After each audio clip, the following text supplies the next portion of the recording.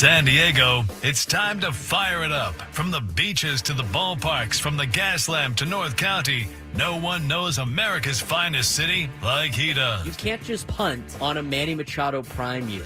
He's a fourth-generation San Diegan, born and raised in the heart of this community.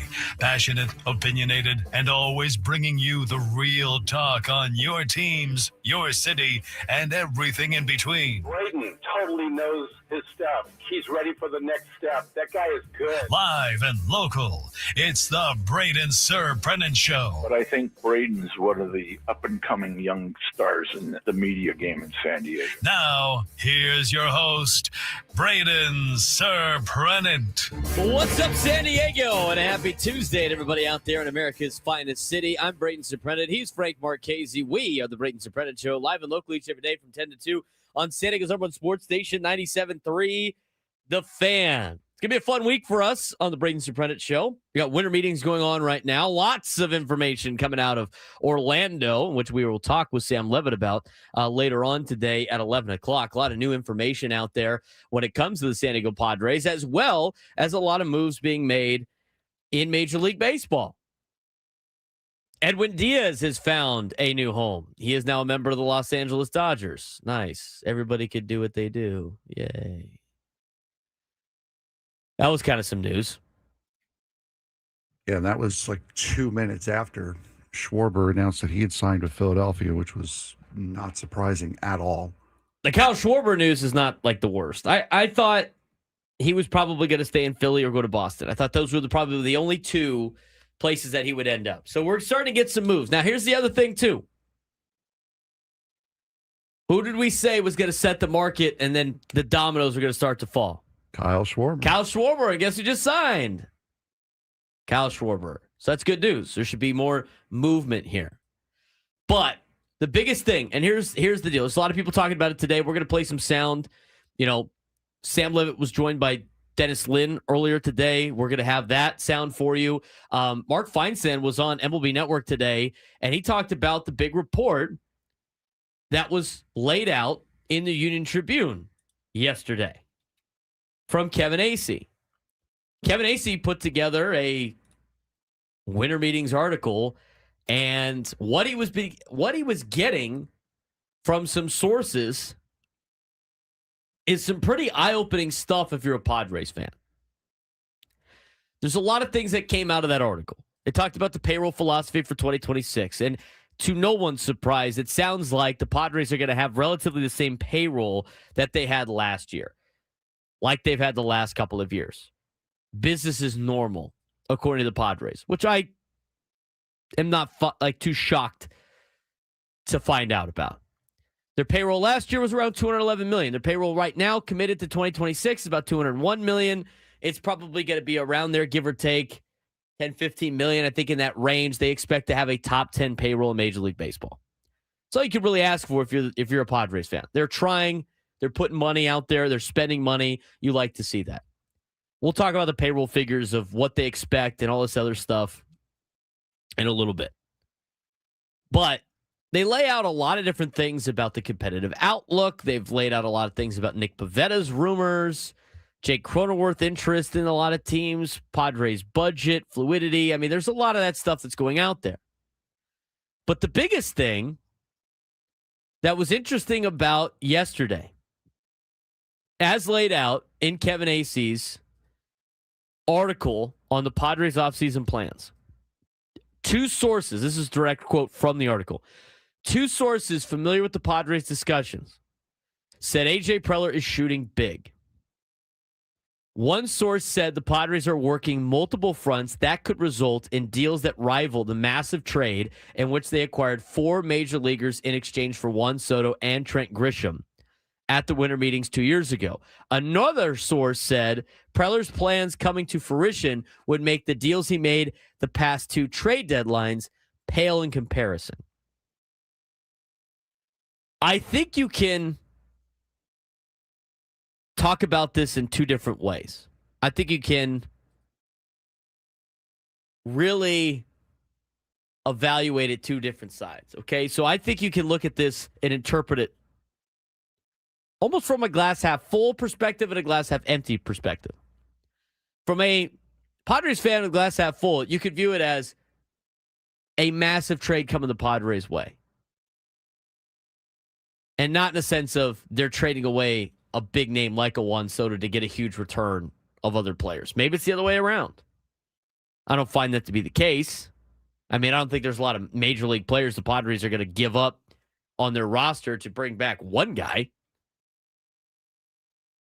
But when you start to break it down, I mean, obviously they're shooting big right now. If you want to view it from the other side of things, like a Juan Soto type trade in which you trade away one of your big guys to get a lot in return, there's only a limited amount of players the Padres have that make that happen. So I'm curious to see what these moves would potentially be. Like, are they trying to free up payroll? Or are they trying to bring a bunch of other major leaguers in for just one guy? Who are the players that are up to a Juan Soto level return on the Padres? First, you got to start off with some of the big money guys, like Xander Bogaerts and Manny Machado. I don't think either of those guys would bring back a Juan Soto haul. That would be a big blockbuster.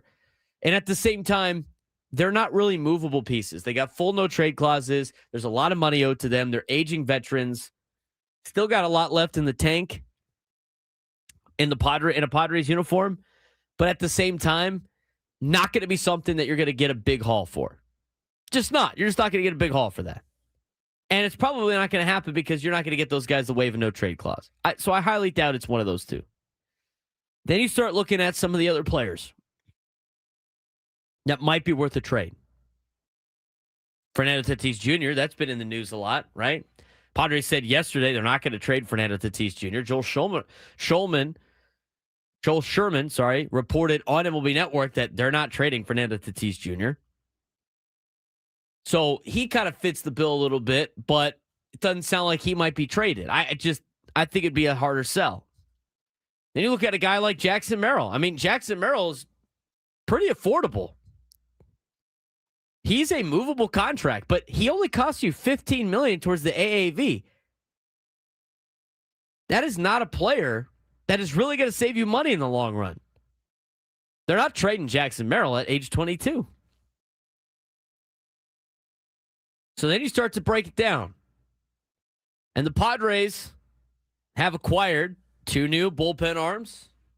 Bullpen's really stocked up, really loaded. Maybe they might be trading a bullpen arm. Out of the Padres bullpen, who would be a trade piece that would bring back a haul, but also be considered a blockbuster? There's only one person on that list, and that's Mason Miller. Mason Miller is under control until 2030. Mason Miller is the best bullpen arm in all of Major League Baseball. Mason Miller is highly coveted at age 27. So if that's the case, there might be a situation where the Padres trade away Mason Miller. I think that would be kind of ridiculous. That would be kind of high level, to be honest with you. Can you survive in the bullpen without a guy like Mason Miller? I mean, you could. But then you start to look back at the last trade deadline. It's like you gave up all of what you gave up to have Mason Miller for just a half of a season, and then you're going to flip him? That doesn't make sense from a money standpoint, because if you're trying to save money, Mason Miller's the guy that's saving you the money. I mean, he's not going to save you a fortune. He's expected to get $3.4 million in arbitration. I mean, that is like nothing for a Major League Baseball team when it comes to AAV. Just nothing. But you might get somebody to overpay for it. You're definitely going to get somebody to overpay for a guy like Mason Miller. But I find that really hard to believe. I'm curious to see what this is going to lay out to be. I mean, you can say what you want about, like, oh, they could trade Jason Adam or Wandy Peralta, or nobody's going to want those guys as comparison to a guy like Mason Miller. if you want to improve your roster and fill a lot of holes, Mason Miller might be the guy that fills out a lot of the roster. But I'm going to be interested to see how this goes. Now, again, I told you can view it as two different ways. You can view it as a glass half full, in which the Padres are going to be making a lot of moves and trading away a lot of guys and maybe bringing in other big pieces, and they get to keep a guy like Mason Miller. Or you could interpret it as who is a player that could bring a splash like Juan Soto, and based on just process of elimination, the Padres really don't have a lot of likable trade assets that could do that, with the exception of a guy like Mason Miller. Now, do I think the Padres should do that? No, I do not. I'm not going to sit here and argue that it's a good idea. But here's the thing. As the process plays out this winter, it sounds like A.J. Preller is shooting big. That's what they have said. And we've heard this before, and sometimes he makes the deals happen, and sometimes he doesn't. But if he's shooting big, you have to give it time over a couple of different moves to see the full picture. We just went through this at the trade deadline, right? At the trade deadline, the big move was Mason Miller, and everybody freaked out. We don't need a bullpen arm. What are they doing? What are they giving up the Freeze for? This is an asset, a luxury we don't need. And then you let the rest of the trade deadline play out, and you could argue that A.J. Preller had a pretty good trade deadline. He brought in all the pieces that he needed to bring in. He got a Ramon Laureano. He got the catching situation figured out. He improved the bullpen. I mean, those were all things that came into fruition that day in July or August, whatever the trade deadline was this past year. So as we start to see the rumors, doesn't happen till it happens. We know that from a lot of reports from everybody's favorite journalist, Ken Rosenthal, on a trade deadline. Oh, we are.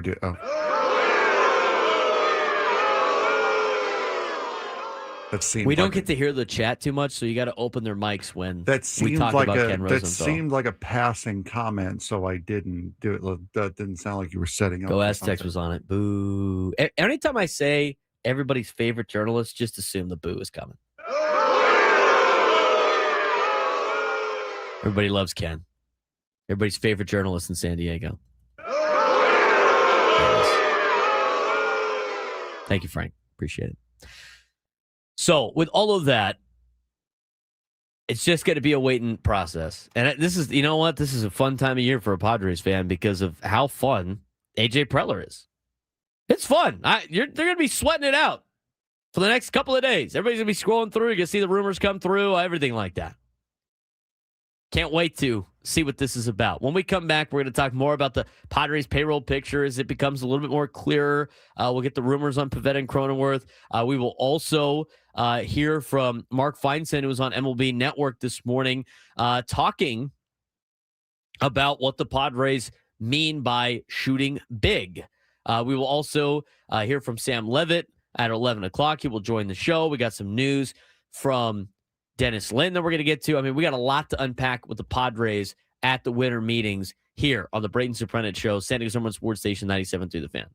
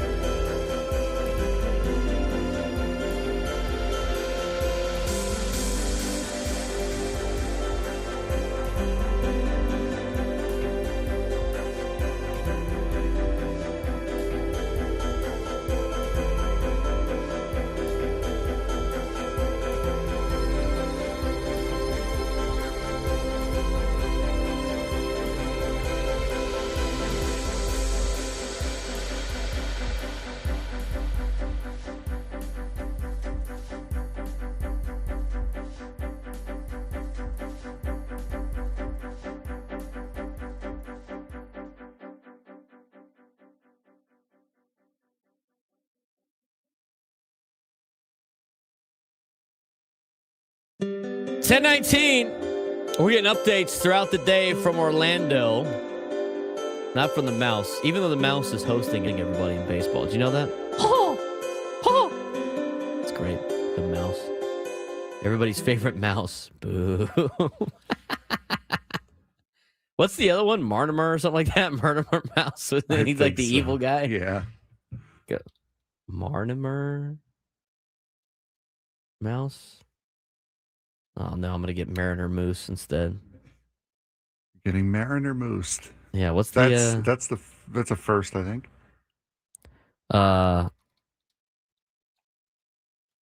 Evil Twin. Yeah, what's his name? I don't know. I honestly don't know. No, that's not it. There's one, he's got like a weird, like, he's got his nose is all tweaked. Anyway,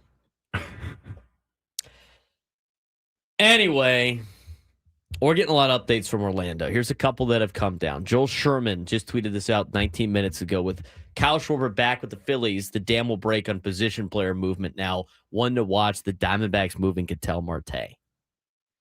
I didn't even think about that. I mean, we talked about free agent signing, Frank. We didn't talk about trades with a lot of teams when it comes to middle infielders or infielders in general. Correct. So that's an interesting move. I do want to mention, a lot of people were talking about the YouTube chat. We're going to spend most of the time on baseball today, and we're going to get to the sound from Mark Feinstein talking about the Padres. Phillip Rivers is back, baby. I have it in the sports thread. Phillip Rivers is back. They beat you to it, dude. We'll talk about Phillip more in the sports thread. It's just funny. They already had the workout, dude, so you got to get the update now.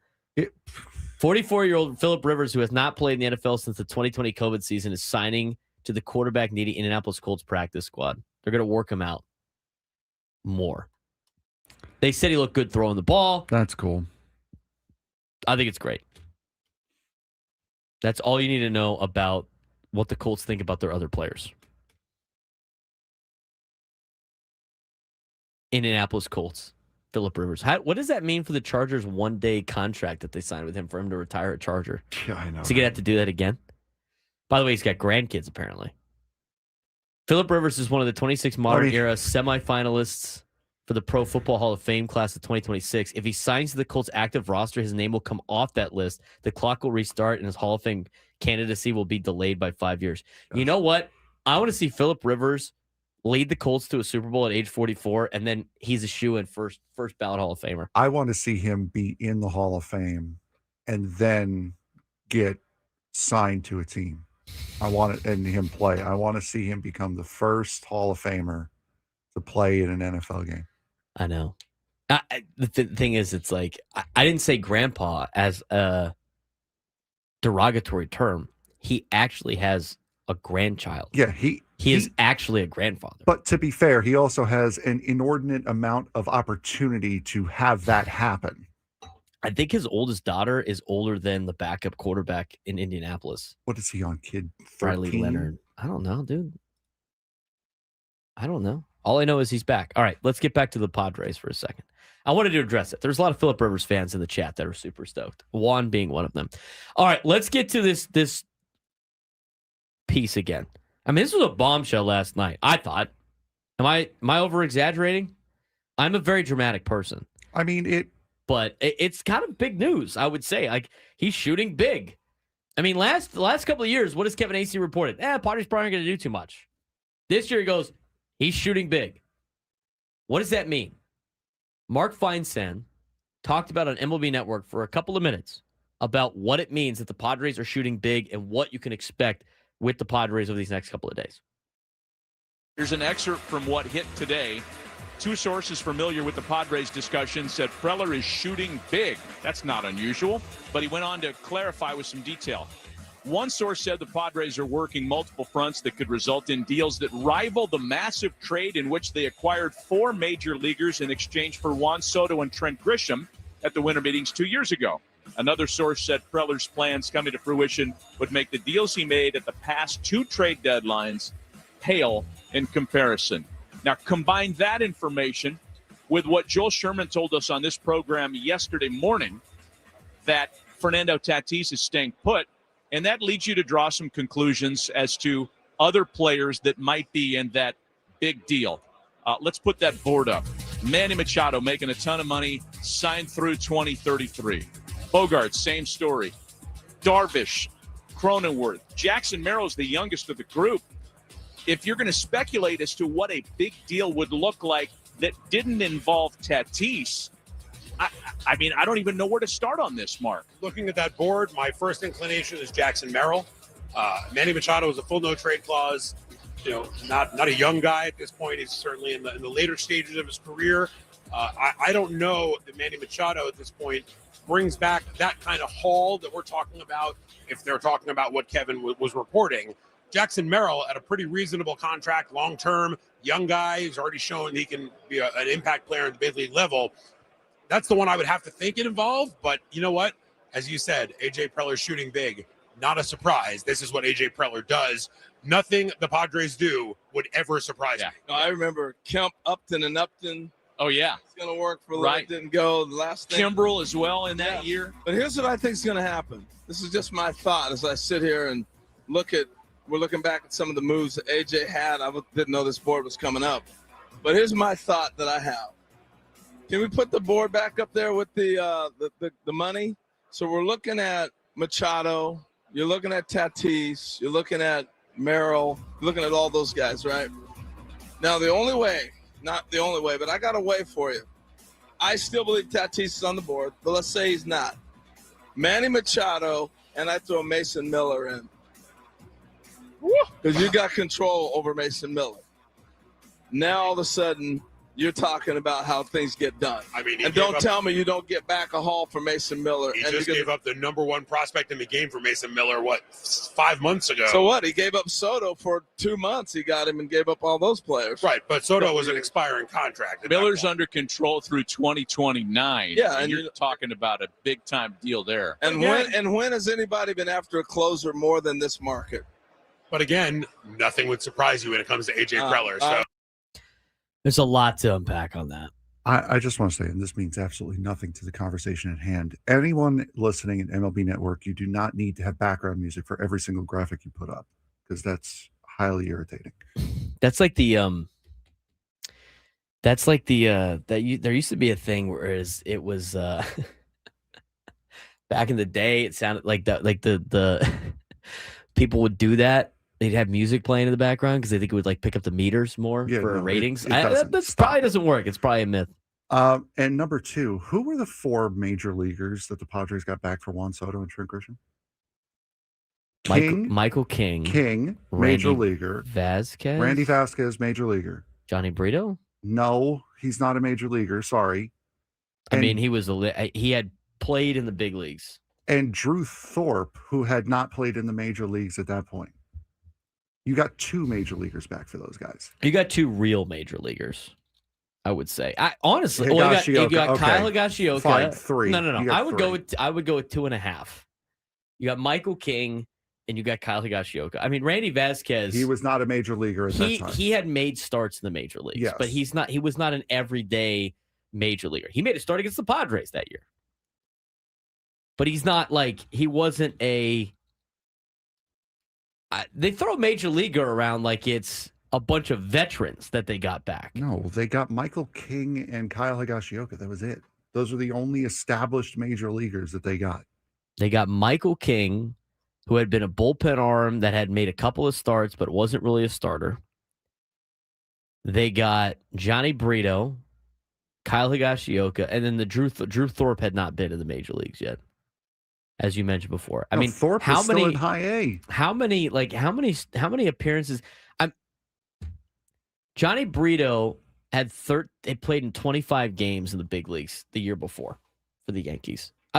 25 years. I would not really consider him a established major leaguer.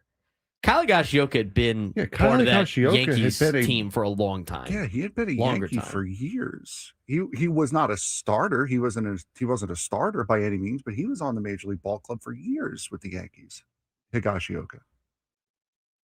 Yeah, Kyle Higashioka played. Oh my God, he played. At that point in time, he played for almost 10 years. It seems like. Yes, they did flip No, here it Drew is. Thorpe for Dylan Cease, but that's not getting a major leaguer from the Yankees. No, he's at 9 years. Sorry, I read it wrong. He played for the Yankees for 7 years. Yeah.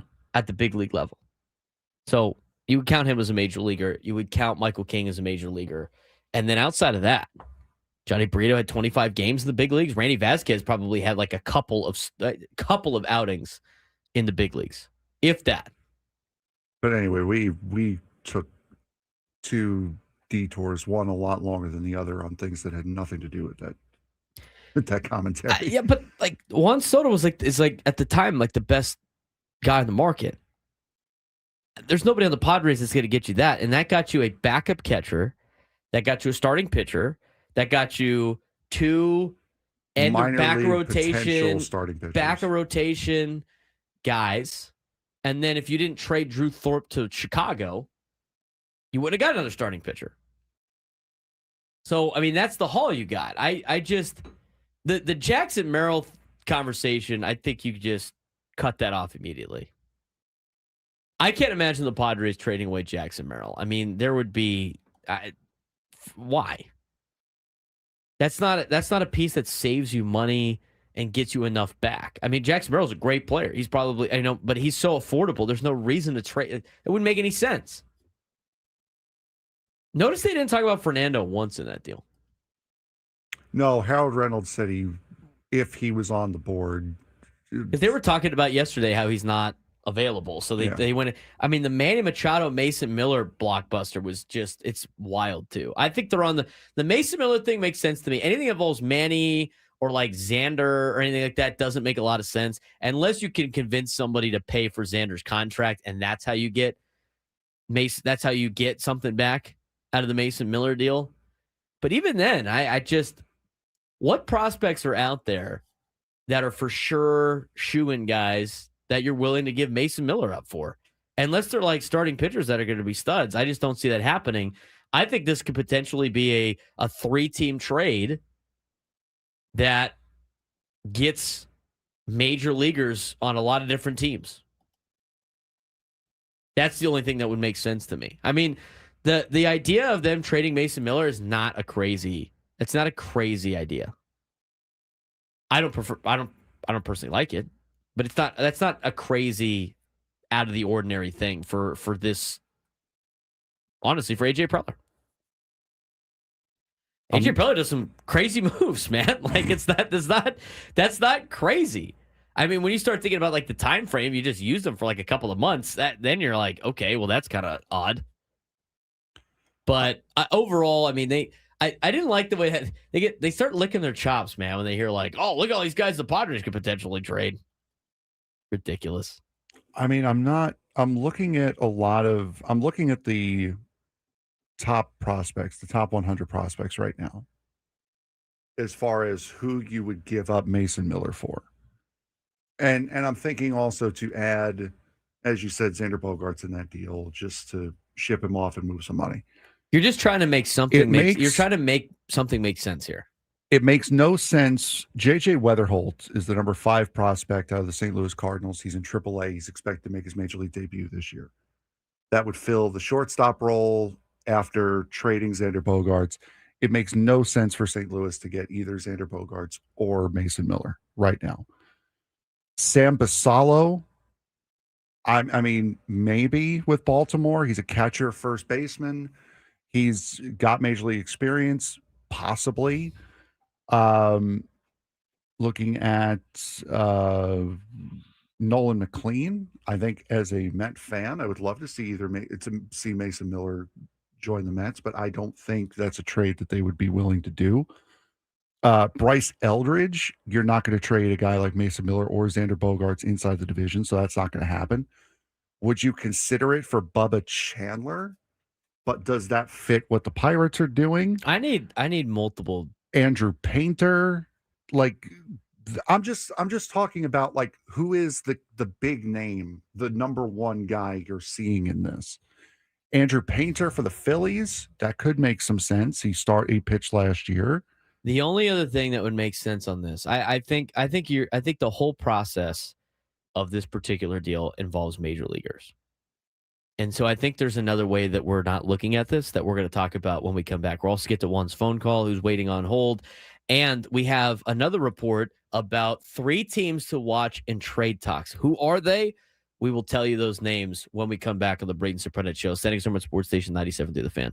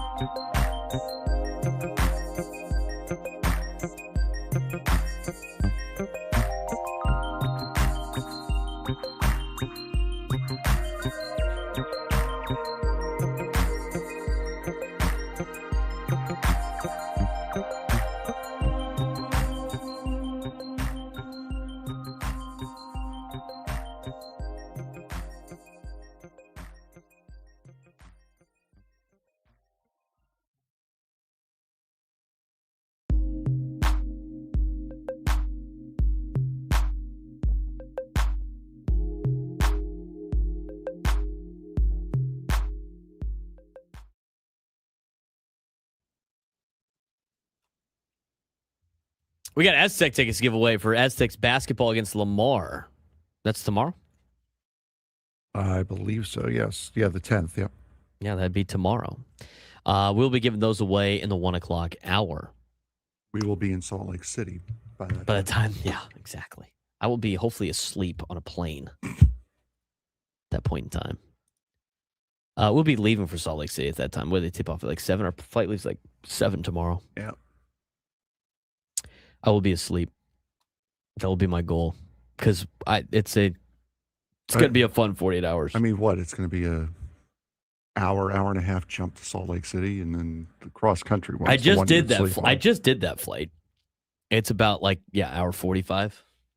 Just like under 2 hours, maybe about 2 hours. Just kind of depends.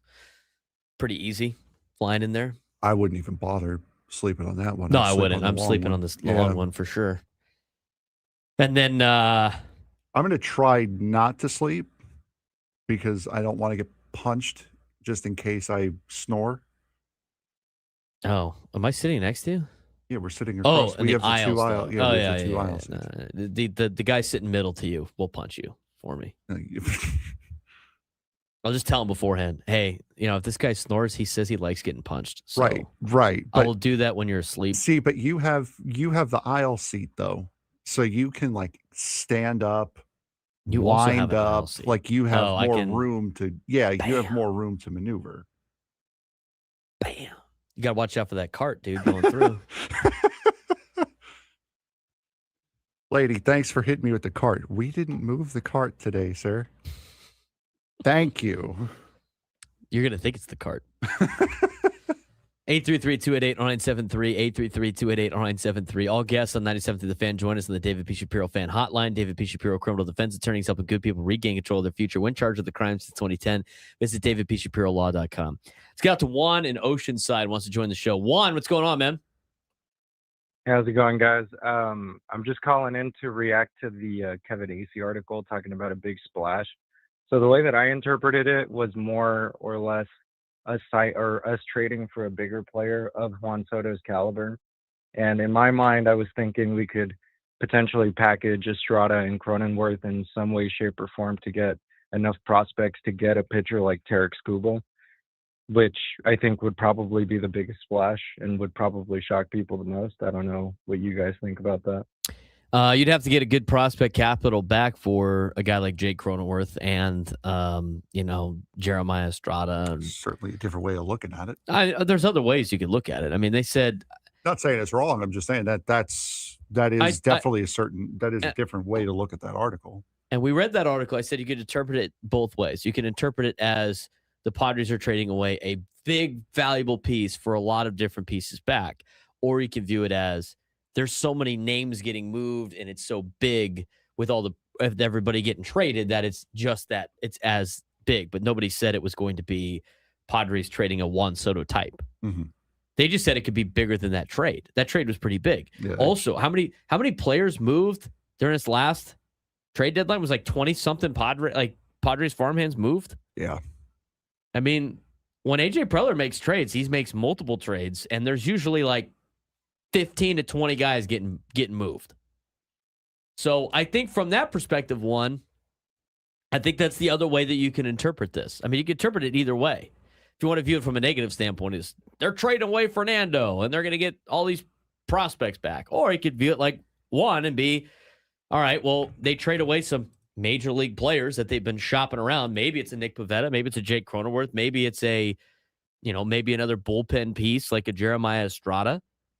They all have some type of value, and maybe they get some prospects in return. Maybe they get other pieces in return.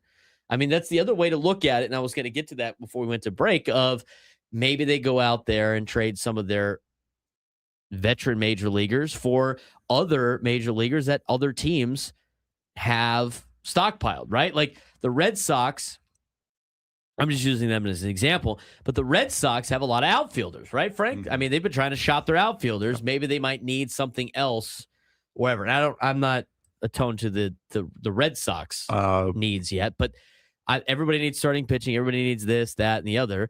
I mean, it could be a swap where you make a move like that. Maybe they trade for Nick Pivetta and sign him to a contract extension. You get an outfielder out of it. and then or a couple prospects, then you flip those guys to somebody else.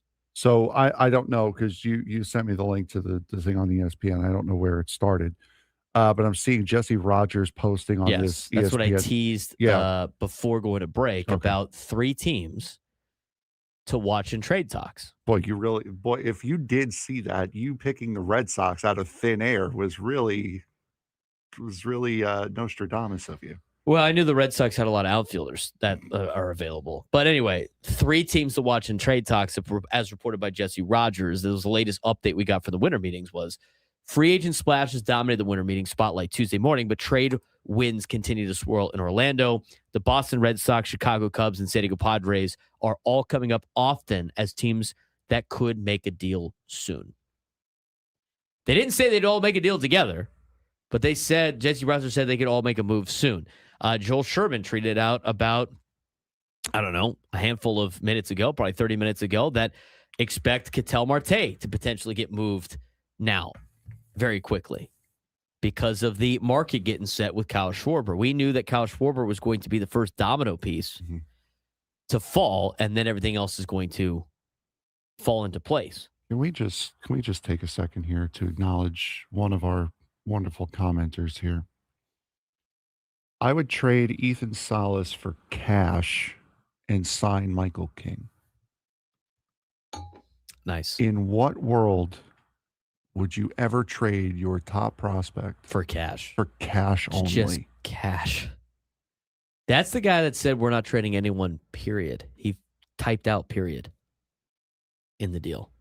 Schwarber got 5 years, 150. Which I think was what he was projected to get, if I'm not mistaken. There or thereabouts, yes. Straight cash, homie. How about the Edwin Diaz deal for a second? The Edwin Diaz deal, didn't you say the Mets basically offered the same thing? Mets offered 3 years, 66 with deferrals. 366 is what you said. 3 years. Yeah, 3 years for 66. 369 from the Dodgers. Mm-hmm. Anybody can do what the Dodgers do. I would be interested. I would be interested to know what the plan was, because Diaz had posted on Twitter, on Instagram, the SpongeBob meme, like with Squidward looking at his house, looking at Patrick, and SpongeBob having fun running around. Squidward tennis balls. Yeah. Tentacles. It's tentacles. As him, Diaz as Squidward, and the Mets and Williams running around. He put that out? He did. That's crazy. I wonder if they didn't communicate to him properly. Hey, we're not trying to replace you. We're looking to add to the back end of this bullpen, kind of like what we did with Helsley last year. And maybe he felt slighted by the Mets that they would sign Devin Williams as an attempt to replace him. So he went to the Dodgers instead on effectively the same deal. Yeah, then you account for, New York's got high taxes too, just like California. But aside from like taxes, and who knows what the deferrals are, it's basically the same contract that it's a couple of $1 million. How much is your life change between $23 million? It was $1 million a year. Yeah, how much is your life change between $22 million and $23 million? I would be interested to know if he felt slighted by the Mets signing Devin Williams. He might. And him thinking that they were trying to replace him instead of adding to that back end of that bullpen and doing like what the Padres did with Miller and Suarez. The Kyle Schwarber thing's interesting too. 5 years, $150 million. Fangraphs had him at 4 years, $112. He gets an additional $2 million a year and an extra year. It's not a bad deal. These are pretty spot on with some of the deals that have been signed. They're pretty spot on with some of the deals that have been signed. So he's the top of the list in terms of the pieces. Now everything's going to start falling into place. Other rumors for you before we get to Sam in the 11 o'clock hour. Sounds like the Blue Jays are trying to make another splash. Reigning AL champions are still looking to spend after a strong start to the offseason and could lead the winter meetings with a new closer. Pete Fairbanks and Robert Suarez are 2 names to watch in Toronto's reliever search. I could see Robert Suarez being a Blue Jay. Yeah, I could see that as well. And I also think that and the Mets are in on him too, because that Diaz kind of messed up that plan, which is what makes me think that they didn't explain to him what the plan was. I mean, you don't need to explain like your plan, but at least you can rope him in on like what they saw him as, right? Yeah, we still see you as the closer. We still see you as our ninth inning guy. We want you here. We're trying to get some help.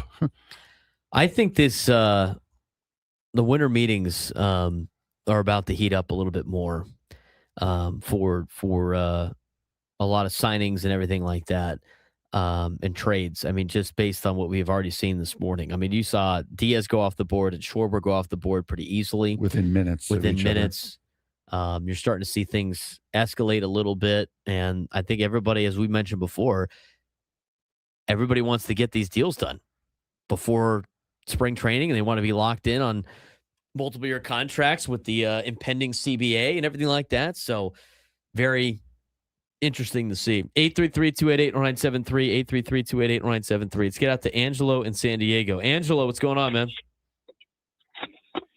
Hey. What's going on, guys? Thanks for taking the call. Hey, I just wanted to point out, for me, obviously, I probably will have a very different perspective on this whole thing.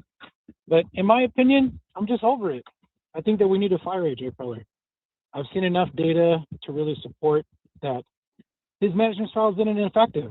You know, every year we seem to conduct this business exercise when it amounts to essentially a cleanup effort to fix AJ Preller's crazy moves every year. And the way that the media tends to sell this continual haphazard management is some sort of rumor mill type of hype train that drives fan engagement. But the fact of the matter is that we've gone through multiple managers every season. We've spent billions of dollars in ownership money for one 2022 NLCS appearance. And it's more than likely the team's going to be sold anyway. I think, in my opinion, we should just end the AJ Preller era. Who would you go get that's better? I'm just saying, I think personally we should just stop because we've seen enough. This guy let me ask you this question. Is making the playoffs 4 of the last 6 years when your organization has only made the playoffs 5 times, isn't that an improvement to what your organization was? Yes, but is it a sustainable improvement? Right? Because the thing is that the reason why the Dodgers have been so successful is because they don't have to scramble every offseason. They don't have to scramble every trade deadline to constantly change the team over and over and over and over again. And in that process, we've locked ourselves into long-term contracts to aging players that are going to cost us more in the long run. And my theory is that essentially, let's say Joe LaCoppe, right? That's the rumor, from the Warriors buys the team. It's very common from my experience for new ownership to get rid of the previous management and start fresh. So if you get rid of AJ Preller now and then you sell the team, wouldn't you have then 3 general managers in like a 3 to 4 year span? I don't know. I mean, if that's the case, I mean, and I appreciate the phone call, Angelo, but like you basically said they're going to get a new general manager when the new ownership comes in. Then why would you fire AJ Preller, hire somebody else just for that guy to get fired and replaced? Now you have 3, then you have inconsistency in your front office. Let me say, it's not sustainable. The Padres have made the playoffs 4 of the last 6 years. Yeah, that sounds pretty. That sounds pretty sustainable to me. I don't know what to tell you. And in the other 2 years, it's not like they were awful. I mean, they were in it. They had a couple of collapses. It happens in baseball. He's not the problem, man. And the other thing too is like, if you're gonna do that, okay, fine. But then don't just go like, look what the Dodgers do. Stop it. Come on. If you wanted to say like, hey, look, the Rays have had sustained success. They don't have as much money. And they're like, I'd listen to it. But it's like, well, the Dodgers don't do this. The Dodgers don't have to. The Dodgers just spent a ton of money on Tanner Scott. And then he sucked. And he got hurt. And you know what they did? They're like, all right, we'll just get the next best guy. Check.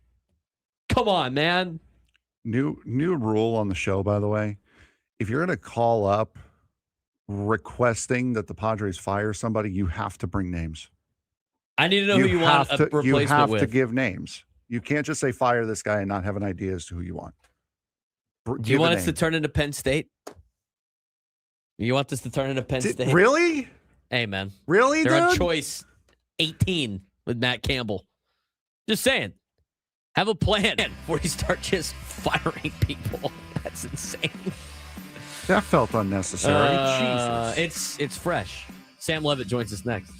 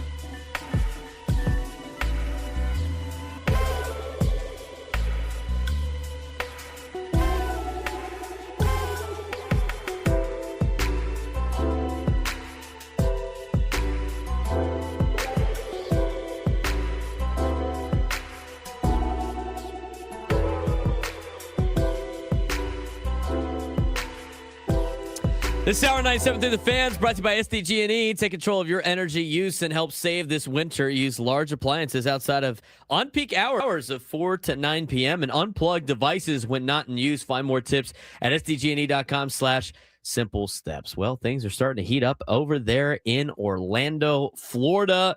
Joining us again in the 11 o'clock hour, Sam Levitt, out there live in Orlando.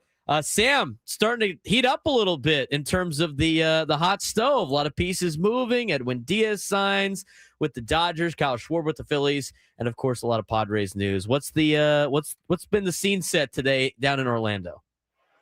Yeah, it's been obviously a much busier day too. I think nobody here really surprised about Schwarber going back to the Phillies. It felt like that was probably what was going to happen. Like he was going to go get his offers and then go back to Philadelphia, and they would have a chance to match it. And ultimately he goes back to Philly, which, it always felt like it would have been an upset for another team to get him.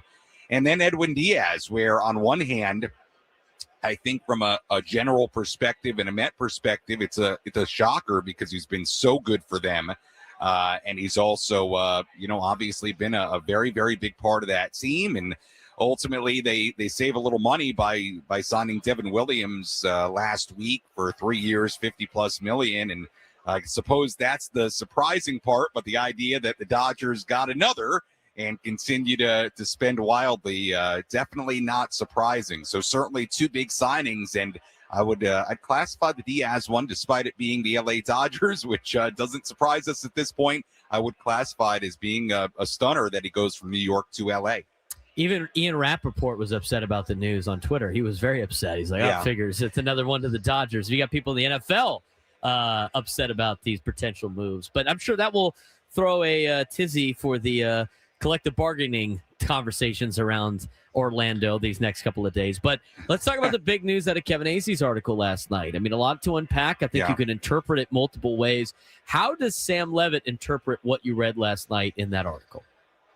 Yeah, I mean, reading what Kevin wrote last night and talking to some people here today, I think two things can be true.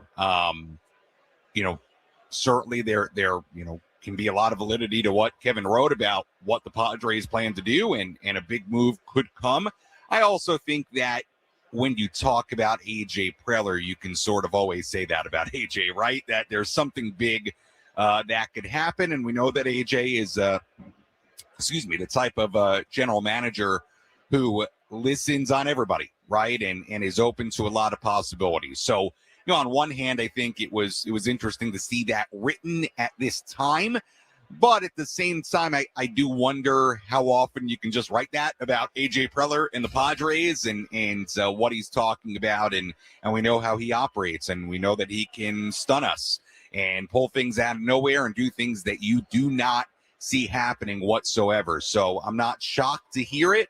I talked to Dennis Lynn a little bit earlier today about his reporting in The Athletic yesterday about Nick Pivetta and his belief that they are listening on offers to him.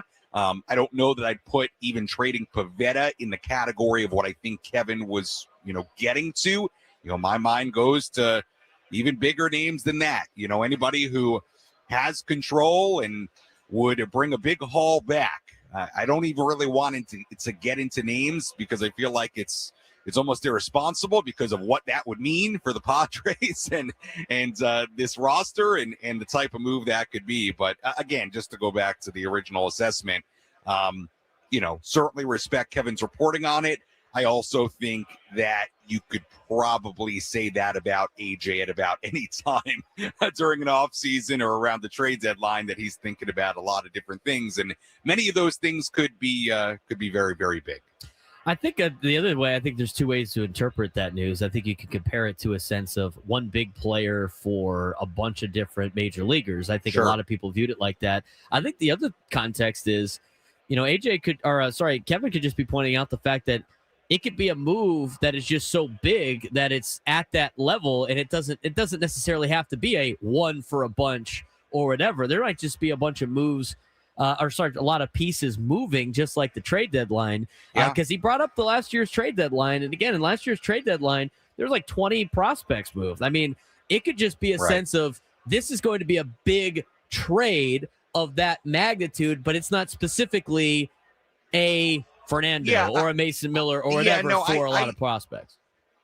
Yeah, I'm with you. I didn't take it as necessarily that's what it meant as far as, they're going to move a Fernando. They're going to move a Mason Miller. They're going to move a Jackson Merrill. Like somebody that would just sort of, you would be like, whoa, right? Change the franchise. I don't know that I put Miller in that category. Disrespect Mason. He's amazing. But as a reliever, pitcher, it's hard to get a lot of things back. If we got a notification on our phones that Fernando or Merrill were getting traded, that would be a franchise-altering move. That's what I mean. I'm not saying they're doing that, but the point is, I don't think that what he wrote necessarily means that is the big thing. To your point, could it be a trade that's a need for a need at the major league level? Could it be a trade that is, look, I know the system, the farm system is not what it was a year ago, not what it was this summer. However, there still are chips there. There's still a big chip in Ethan Salas there. And could you look at a move where they grab what's left and go, get a big guy and they push, they push aggressively? Certainly could be as well. So, Braden, to your point, I think there's a lot of ways you could interpret that, and so we'll see if any of that transpires here at the winter meetings. I don't know that it's going to. The more we're here, the more I think this may end up being a similar meetings, well, not similar meetings, but similar offseason to what the Padres have had the last couple of years, where this is late moving, where this is looking towards late January, early February, and striking them like they did with Profar, like they did with Pivetta the last couple of years. So we'll see. We're talking with Sam Levitt, who's live at the winter meetings in Orlando, talking about everything Padres and everything else going on in Major League Baseball. Rumor mill's starting to heat up a little bit. Hot stove starting to heat up a little bit as well. I do want to add to that point. I mean, a lot of the times, the Padres right now are massively in the trade market, I would say, more than the free agent market. At least that's what a lot of the reports are going. And again, to point out, just because you're talking to a lot of people doesn't mean you align on a lot of trades. I mean, we've seen AJ Preller be rumored to have a lot of deals in place and nothing happens at the winter meetings or even at trade deadlines. We've seen that before. So, Sam, just to kind of add to that and let you explain more. I mean, just because there's conversations doesn't mean any of these are going to happen. No, not at all. I mean, AJ described it yesterday as day one of the meetings, and we've seen this not the year before when they traded Soto, because that was a big move at the meetings, but certainly last year, where it seemed to be just a much different kind of winter meetings, from the sense of it was like a fact-finding mission. I don't know if fact-finding's the right way to put it. More like, let me rephrase it. Like they were like sponges, right? They were absorbing information. They were getting information on what might be out there, on the interest in their players, on what else they could do. So, you're right. Just because you're having conversations and there are some rumors swirling around this time of year does not mean anything is imminent to happen. And, look, we'll see. We've seen all different kinds of meetings, although those were different. I mean, the signing of Bogarts, Padres aren't going to make a move like that right now. The trade of Soto, we knew that was in all likelihood coming. We just didn't know when, and it did happen at the meetings. I'd be shocked if there's a move of that magnitude, even with Kevin's reporting. But I do firmly believe they are listening on a variety of things, whether that be in the free agent market or certainly in the trade market as well. We haven't gotten to the sound yet on the show, but you talked with Scott Boras a little bit today. Yeah. Asked him specifically about the Padres. What was your conversation like with Scott?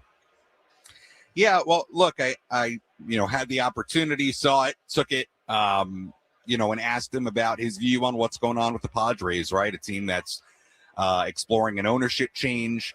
It seemed that, in years prior with his clients, Xander Bogaerts being one of them, obviously they traded for Soto, but he was, certainly in communication with the Padres front office during that process as well.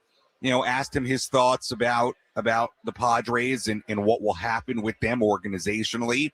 And essentially Scott Boras said, he hopes that, he first started very complimentary of San Diego and the fan base and the support and what Peter built. Peter Seidler built with the Padres, built a platform and did it so well. And essentially expressed, as you would predict, his desire for both current ownership and potentially new ownership to continue investing in the team.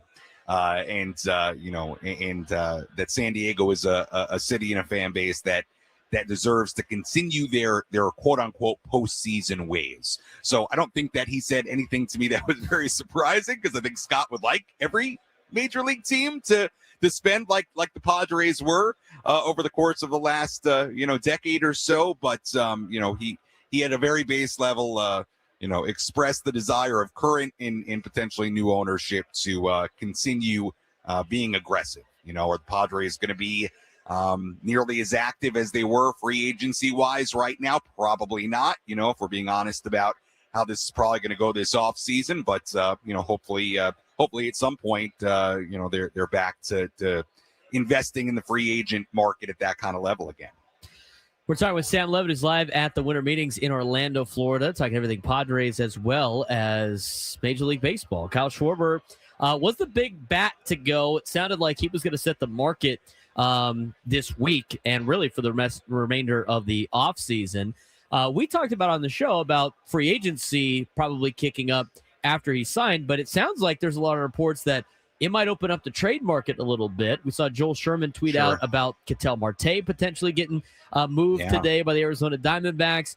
Jesse Rogers tweeted out that the Red Sox, Cubs, and Padres are all coming up often as teams that could make a deal soon. Does it feel like there might be a flurry of trades in the next 48 hours? Maybe. Hard to say. I mean, does the Schwarber piece open up everything else? I don't know. I mean, Diaz certainly. Could you see a guy like Robert Suarez sign at some point here soon?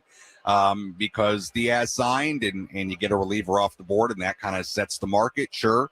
Hard to say, Braden, honestly. I mean, if this is going to be sort of a flurry of moves here, but typically when you do have some pieces start to come off the board, and more importantly, the market starts to get set, that's when you see those kinds of things. I think, to your point, you brought up the name, the Ketel Marte situation. It's kind of fascinating. I mean, he's a really good player. He kind of gets, I would say, hidden a little bit in Arizona. I think we all know how good of a player he is, but, I put him and Geraldo Perdomo as two guys who, if they played for different teams in different markets, probably would be more household names. Even though Marte, I think in the NL West, we all understand how good he is. So it's a bit of a fascinating one. He would be great for a lot of teams. And, we'll see how it transpires. But hard to say, if this will lead to a flurry of moves, but certainly help set the market at the very least, right? When you have two pretty significant deals in place here in the early part of the day. What's the schedule like for the rest of the day? What's on Sam Levitt's radar that we can be paying attention to for social media and other types of content? Yeah, AJ Preller will speak in less than a couple of hours, so we'll have the video and audio from that. We'll see what AJ has to say today. Continue gathering some stuff here from around the building, so we can get to talk on camera. So that'll be fun. Do my little circles around the lobby here. So we'll continue to do that. What else we got? Tomorrow we got the manager breakfast tomorrow. It's a big one with Craig Stammen. First Craig Stammen manager breakfast. So we'll get to have breakfast with the skipper and continue to monitor here. Look, I think, we've had, in my time covering the Padres now, we've had all different kinds of winter meetings. This one to this point is kind of similar to last year, where from a Padres standpoint, there's not a ton going on. Now, I think we had a little bit more rumor-wise so far this year than last year. When you talk about the reporting on Pivetta, what Kevin wrote, it does get your mind thinking a little bit. Like, I think back to last year, there really wasn't a whole lot. I mean, we sort of wondered, like, for a little bit, could they try to trade for Garrett Crochet? That was being thrown around a little bit if they were going to get really aggressive and end up trading guys like Salas and DeVries for Crochet. But if no moves on the Padres front are made and we continue to kind of swirl around the rumor mill, things get a little bit repetitive, admittedly. But we'll see.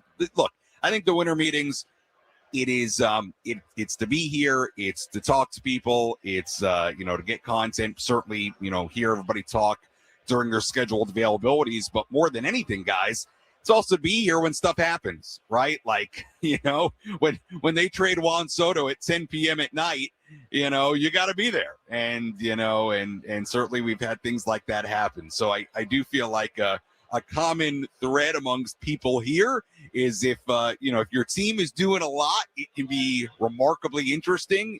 But if there's not a whole lot going on, you're sort of standing around waiting for something to happen. So we'll see. Who's winning the battle right now, Wi-Fi or Sam Levitt? Oh, me. I figured it out. Yeah, I figured it out. Well, I'll tell you what, is this my room key that just popped out? No, this is one on the floor. There's a room key on my foot here. Sorry. I don't know whose that is. But no, we adjusted today a little bit. We did have major Wi-Fi problems yesterday in the early to late afternoon. Adam Klug was not happy with me. It's not your fault, man. It's the Wi-Fi. Yeah, well, blame the mouse. When in Orlando, you got to blame the mouse. I gotta figure it out. So, but today, I'll tell you what I did today. I've not set up in the media room today. In fact, my hotel room is very close to the main part of the lobby, and I've kind of designated this spot that you see me in here in the lobby as my radio hit spot. It's the Sam Levitt area. Yeah, it's easy. Honestly, it's easier to have my laptop up there. I bring this stuff down, do my hits. It's not very fun. It's fine. So I'm operating from room, lobby, the building, and the point is the Wi-Fi in the room is much better. So we'll stay in the hotel room for today. As far for an uploading purpose. Perspective. Yeah, we appreciate it. And it's also super cold in the media room. Like, you have no idea. No, you're going to get a cold. Coldest place in America. Yeah, yes, Orlando, Florida. Florida's meeting rooms at the hotel. I'm out of there. That's way colder than Baltimore, where Frank and I will be at the later of the week. I saw a low of 25 and got a little afraid. Ooh. So we'll see. Frank, make sure you bring your winter coat. I will be ready to go and loving every second of it. It's going to be great. All right, Sam, we'll let you get going. Thanks again for joining us. We appreciate the insight. We'll be passing along all the content that you put out there and look forward to talking to you again tomorrow. All right, guys. Thanks. Sam Levitt joining us live in Orlando, Florida. We figured out the Wi-Fi issues. We figured all the other stuff out. Sam Levitt's got his little place cornered out in the lobby. He was unfazed by the Mickey Mouse drop. He was. I'm not surprised though. He's a professional. I know, but even on camera, like nothing like a. You got to think. Think. Do you really think that that's honestly going to mess with him when he has to do pre and post game amongst a bunch of people in the Western Metal Supply Building? I usually don't hear any of those people, but I also don't have it in my headset. He had me doing a Mickey Mouse impersonation in his headset in the middle of an interview. That had to have been like, what was that? Is the mouse here? 833-288-0973, 833-288-0973. As we mentioned before, all guests on 97 through the Fan join us on the David P. Shapiro Fan Hotline. David P. Shapiro, criminal defense attorneys helping good people regain control of their future when charged with the crime. Since 2010, visit davidpshapirolaw.com. Sam did catch up with Dennis Lynn earlier today. What did Dennis have to say? We'll talk about it when we come back. We'll get your phone calls as we continue our coverage of the winter meetings here on San Diego's #1 sports station, 97 through the Fan.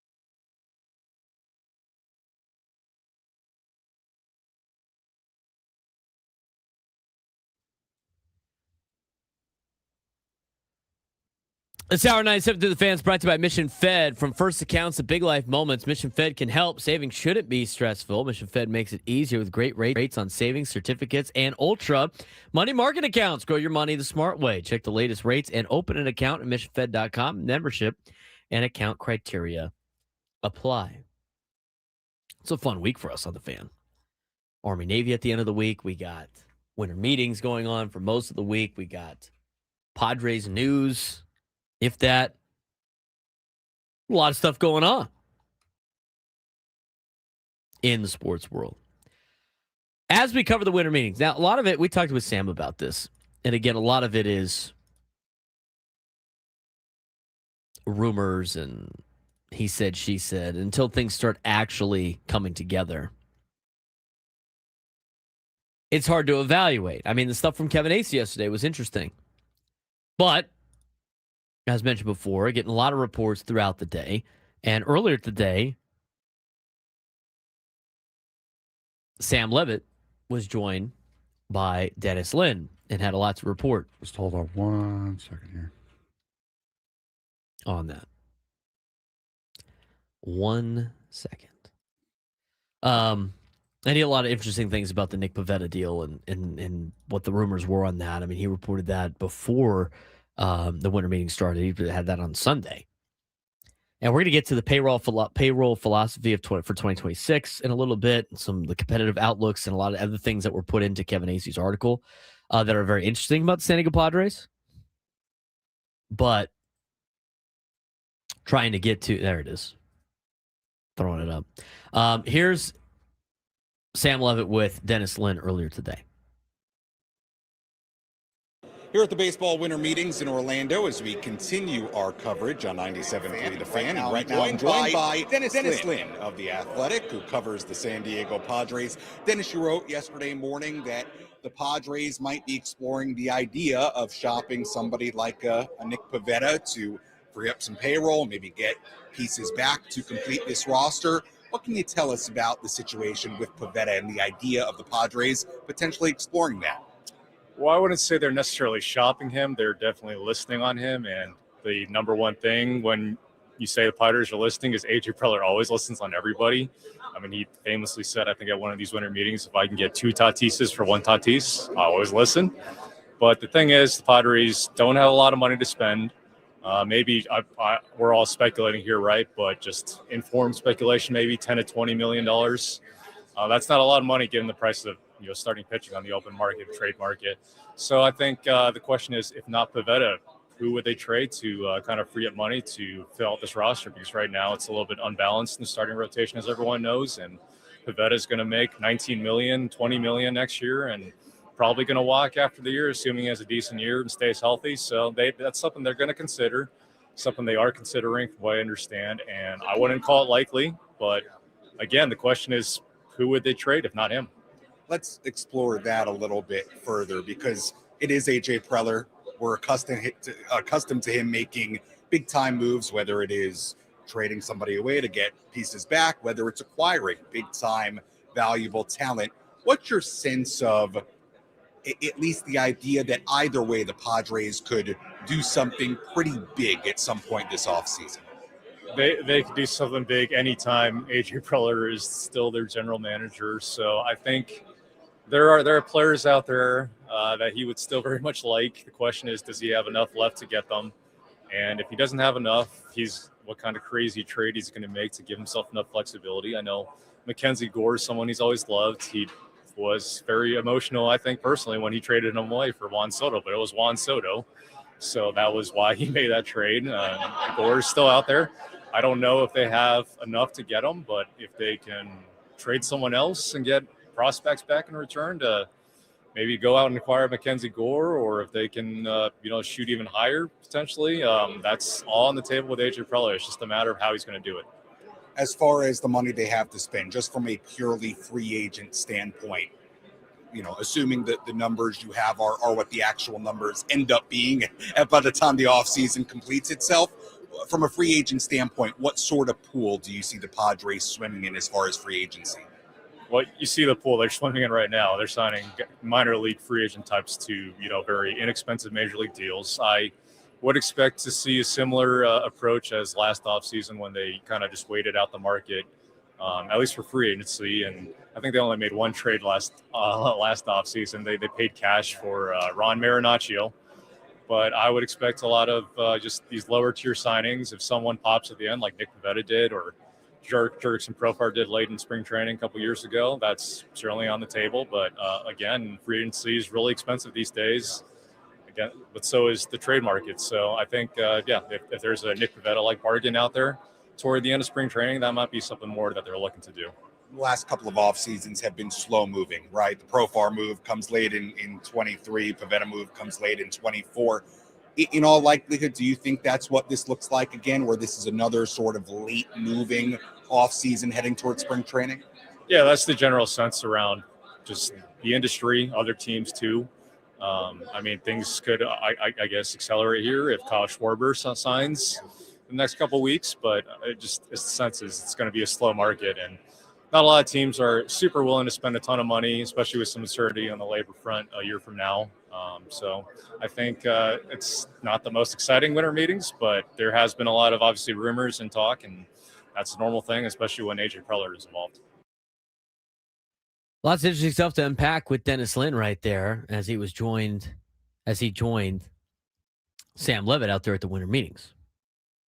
Now, a lot of that stuff is some of the things that we talked about earlier in the show today. I've been trying to find different pieces, trying to find different avenues to improve this roster.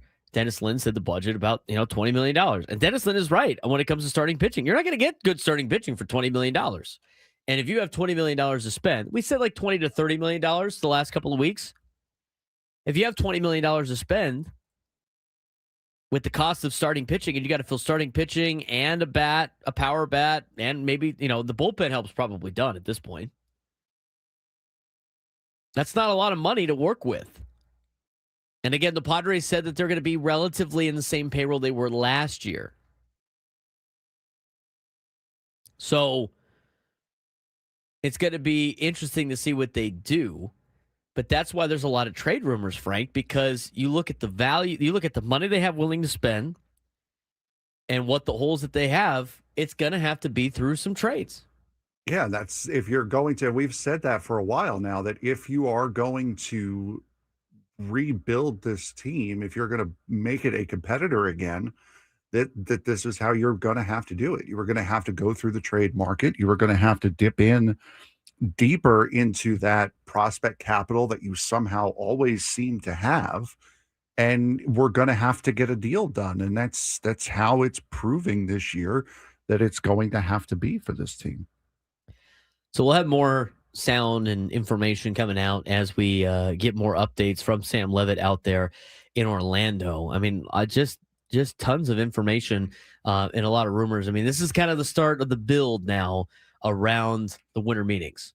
We're going to get more information, as the days go on, and you never know when you're going to see. This is the scrolling Twitter month or week, for if you're a baseball fan, this week and the trade deadline.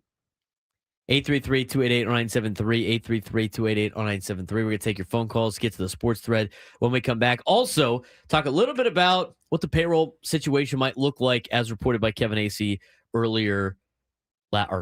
last night. We'll talk about that when we come back on the Braden Surprenant Show, San Diego Sports Station 97.3 The Fan.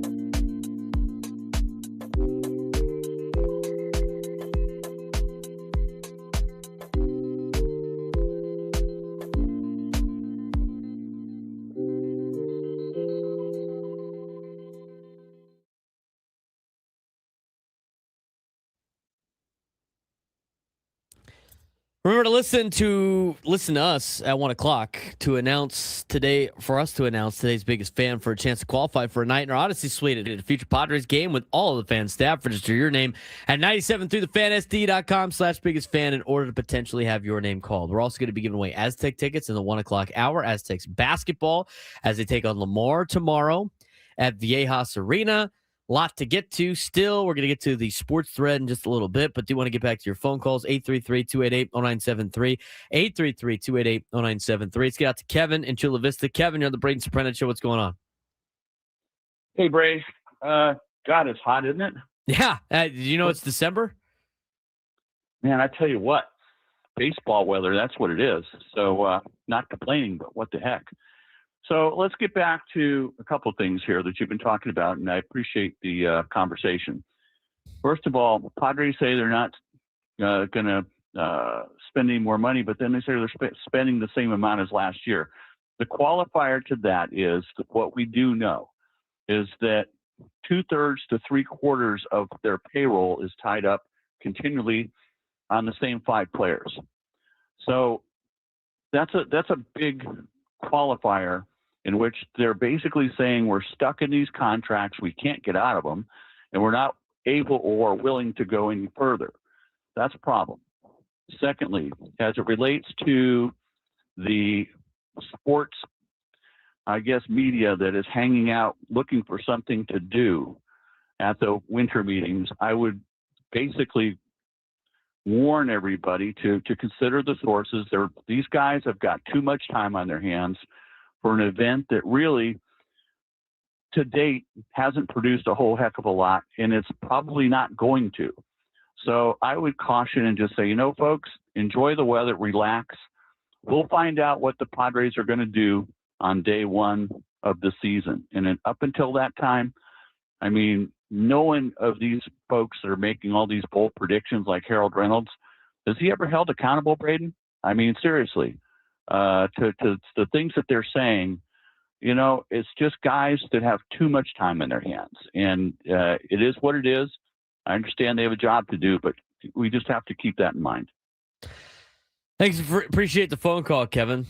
There's a lot of stuff that comes out at these winter meetings, and we got Sam out there, and we got there's got to be a lot of rumors that circle around, and the people that love baseball love diving into some of this stuff. I like diving into it too, but you can fan the other way you want. I mean, for a lot of people, they could just wait for for spring training, wait for the moves to happen. But I like all of it. I mean, I like the tea, man. It's good stuff, Frank. I like the tea. Yeah, I mean, if you get anything out of this week, it's you get to see at least the direction that some teams are going. You hear a lot of rumors that you wouldn't normally hear around the off season, and sometimes it materializes, sometimes it doesn't. Things happen that surprise you. Other things go like the Schwarber thing today, where you more or less knew that he was going to be going back to Philadelphia. So, I mean, if you don't get the big signings, if you don't get the names, if you don't get the flurry of activity that, of course, you want as a baseball fan, you at least get some knowledge as to where your team is headed and the direction that they're going and some of the things that they're looking and trying to do to make the team better. Jeff Passan reports that the Angels are acquiring infielder Vaughn Grissom in a trade with the Red Sox. Does that move you at all? No, I'm in 2029 and he's been in AAA the entire time. So no, I don't care. Doesn't move you. Nope. No, it doesn't move me either. Dan in Arizona, you're on the Braden Surprenant Show. What's going on, Dan? Dan, are you there? Dan is not there. We'll see you, buddy. All right, time to get to our sports thread. What else is going on in professional sports, college sports, everything that's not the San Diego Padres? You know that group chat? The one that's always blowing up with the biggest sports takes, debates, and breaking news? You got barbecue back there, and you didn't invite me? Yeah, we've got that too. Welcome to the Sports Thread, where we break down the top 5 stories in sports, just like you would with your crew. Oh, no! Disaster! What a bad idea! No filters, no silence, just real talk. Brought to you by QC Kinetics. Stop sitting on the sidelines. QC Kinetics gets you back in the game without surgery. To learn how, visit QCkinetics.com. All right, Frank, what do we got going on today? Well, this is a story that just dropped. The end of college football as we know it. Number one. The University of Utah is finalizing a landmark private equity partnership that would be the first of its kind in college athletics. According to Yahoo Sports, this article is written by Carter Bonds, I believe, on CBSSports.com. According to Yahoo Sports, Utah is set to enter an agreement with a New York-based firm, Atro Capital, I guess that would be it, that will help generate an estimated $500 million for the school's athletic department. Utah received clearance from the NCAA to enter the partnership. It must abide by certain stipulations to remain an NCAA member, though. For instance, University President Taylor Randall and Athletic Director Mark Harlan must retain majority of the decision-making control. With the groundbreaking deal comes the creation of a for-profit entity that will operate the Utes athletics outside of the university. Utah Brands and Entertainment, LLC, will exist as an independent offshoot of the athletic department co-owned by the university and Atro Capital.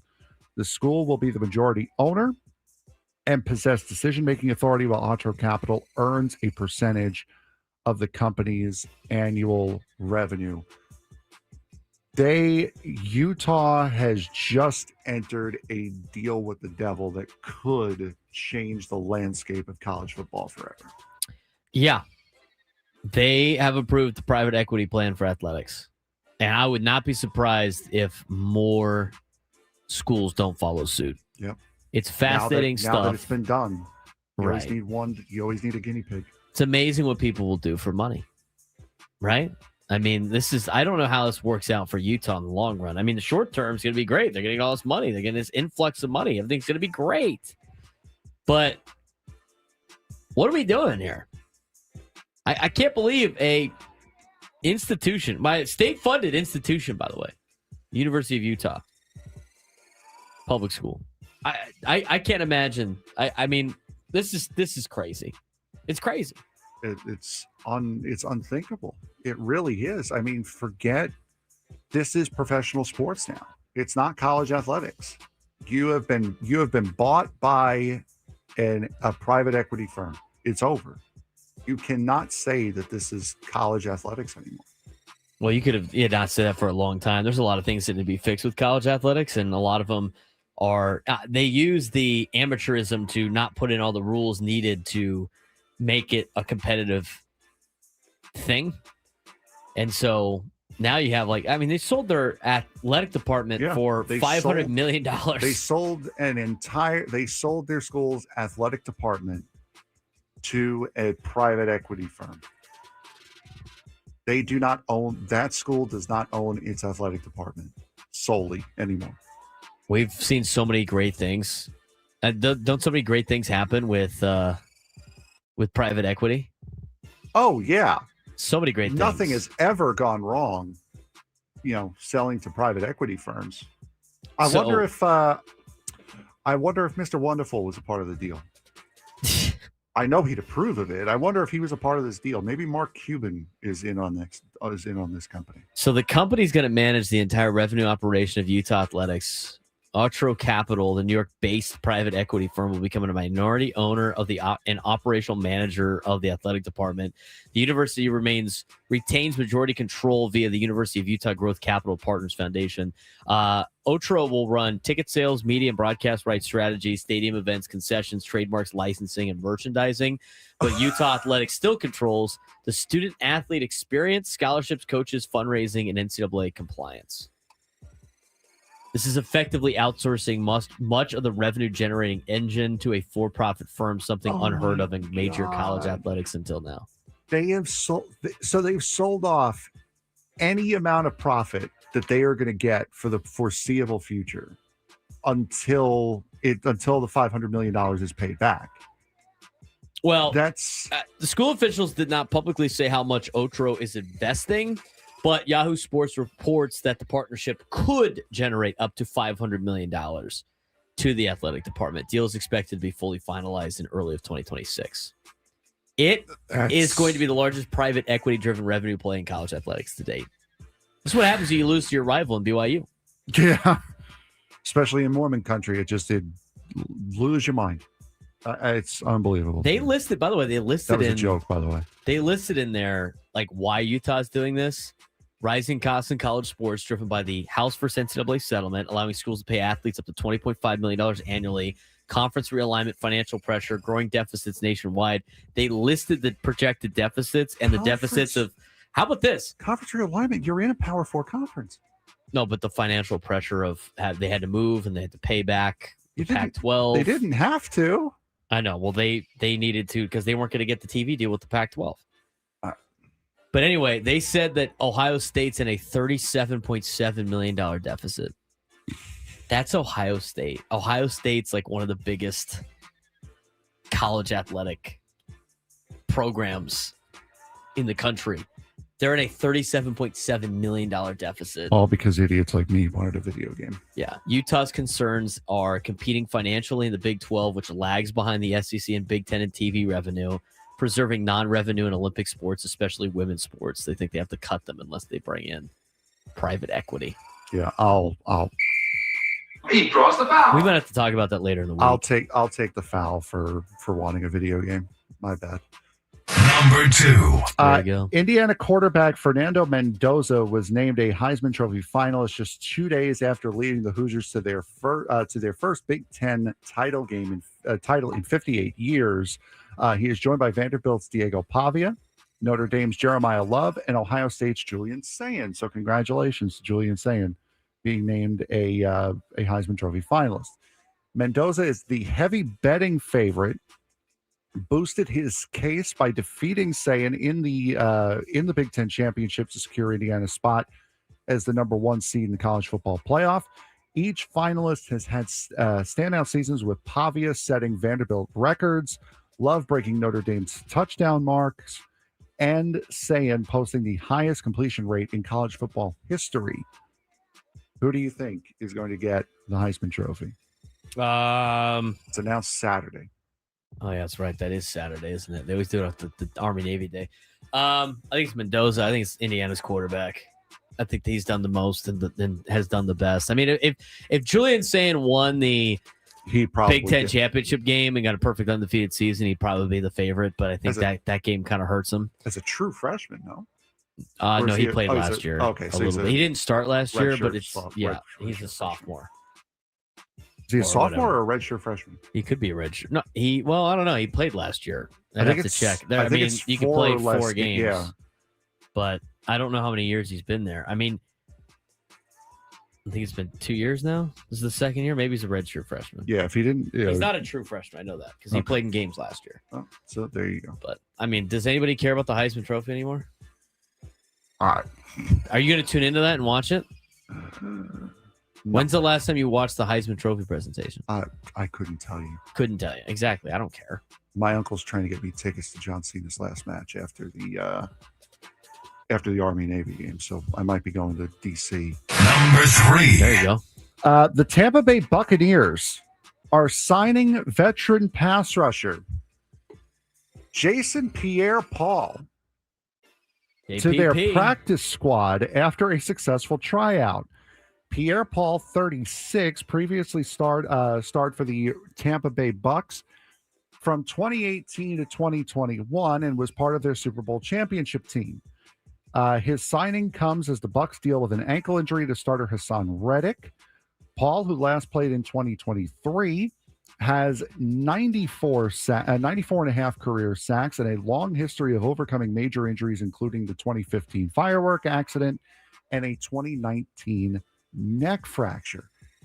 Is this a sign of how weak the free agent class is, that the Bucks are going for Jason Pierre-Paul and now the Colts have signed Phillip Rivers? I mean, it's just everything you need to know about what they think about the backups and these areas. I mean, the JPP one is crazier to me because quarterbacks are different. Like you can come back and play quarterback at a higher age if you want to take a couple of hits. They're well protected, and you need a good quarterback to make it through. The JPP story is crazy to me. Are you down with JPP? As long as he doesn't shoot off fireworks. There it is. Noon lunchtime hour when we come back.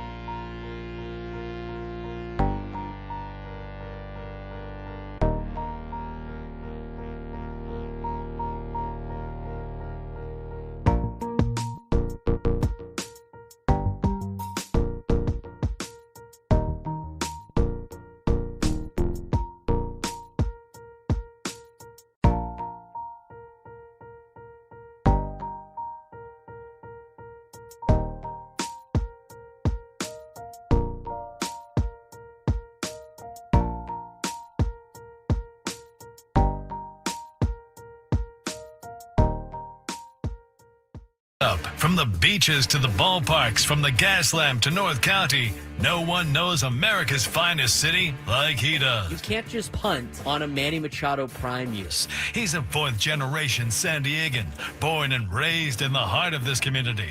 Passionate, opinionated, and always bringing you the real talk on your teams, your city, and everything in between. Braden totally knows his stuff. He's ready for the next step. That guy is good. Live and local, it's the Braden Surprenant Show. But I think Braden's one of the up-and-coming young stars in the media game in San Diego. Now, here's your host, Braden Surprenant. Near lunchtime hour on 97.3 The Fans. Get you ready for more news and notes around. Now, there you go. There it is. Yeah, you know me on the tweet. Yeah, thank you. I knew that's what I liked. My answer better. It's funnier. JPP. I can't believe that guy's playing football still. A lot of winter meetings news and notes for you as we get more information from. You saw the two signings today and said that JPP is the one that surprises you is still playing. Yeah. Quarterbacks are different, dude. Like, you need a good quarterback. Phillip Rivers is a good quarterback.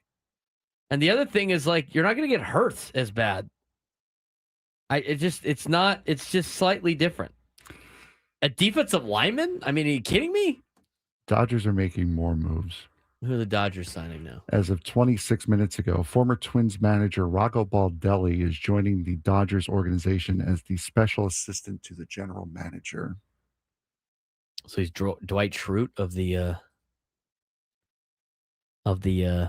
Dodgers now? Sure. Assistant to the general manager? Sources said to Ken Rosenthal the Orioles matched the Phillies' offer for Kyle Schwarber. Reds were also at 5 years. This is what I'm talking about with some of these deals. Pirates in on Kyle Schwarber. Yeah, okay, sure. Orioles in on Kyle Schwarber. Oh, well, it's going to come close. If they match the deal, then that just means he wanted to go to Philadelphia. He was using them as leverage to go to Philadelphia, which is fair. Is there anything... Like, does anybody contest the sources at some of these places when Ken Rosenthal asked what your offer was and just be like, oh, yeah, we were kind of close. We kind of offered the same thing. I mean, it's not in writing. Right, it's not like the agents are gonna talk about it. I mean, if you're the Pirates, think about this. If you're the Pirates. But with what Baltimore has done this offseason, they have no reason to lie. They've gone out, they've spent some money already this offseason. So, like, Baltimore, I would believe. No, I don't believe Baltimore. Okay. How much money have they spent? I know they've made some trades. Yeah, they've gone out. They've gotten some guys to help that team. They've at least done something to make me believe that they actually legitimately are in on this. Their biggest Pittsburgh, sign, I don't believe. Their biggest sign was the Ryan Helsley thing. Pittsburgh, I wouldn't believe.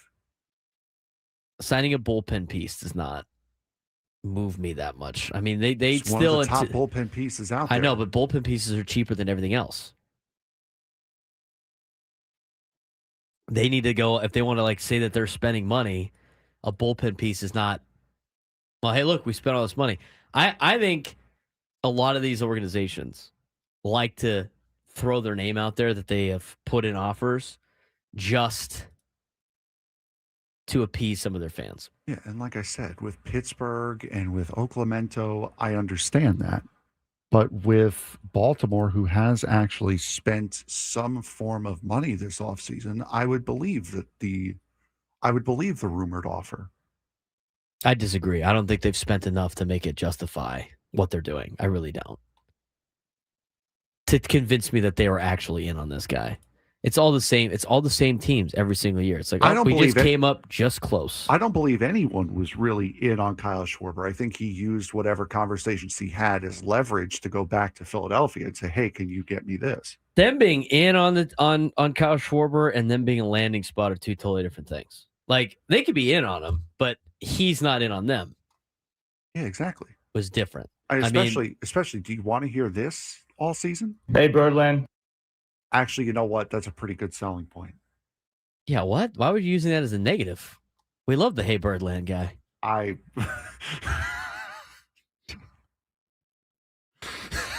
That's a mistake on their part. You said that as if it was some random dude that we I know. clipped. He's Hey That's Birdland the guy. manager. I know that. He's Hey Birdland guy. It's awesome. But anyway, so they said like they were close, like the Reds. Are you kidding me? The Reds were never going to sign him. No. It's all the same teams that say we were close, and this is what they're going to do. They're going to say they were close, and then during the CBA, they're going to be like, "See, we tried our best to get these guys. We just can't do it. It's not fair." Come on, it's all part of a play here for some of these teams. All right, I wanted to dive into some of the notes we got from Kevin Acee that wasn't just the whole they're looking to go big thing for the Padres.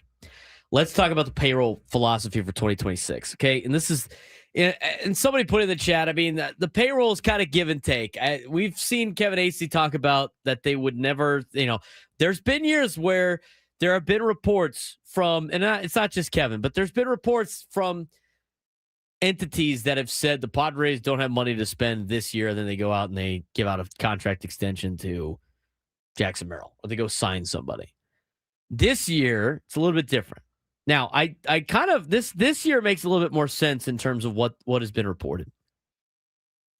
Chairman John Seidler says the Padres plan to spend at similar levels to 2025. You know what? They've been kind of business as usual the last handful of years.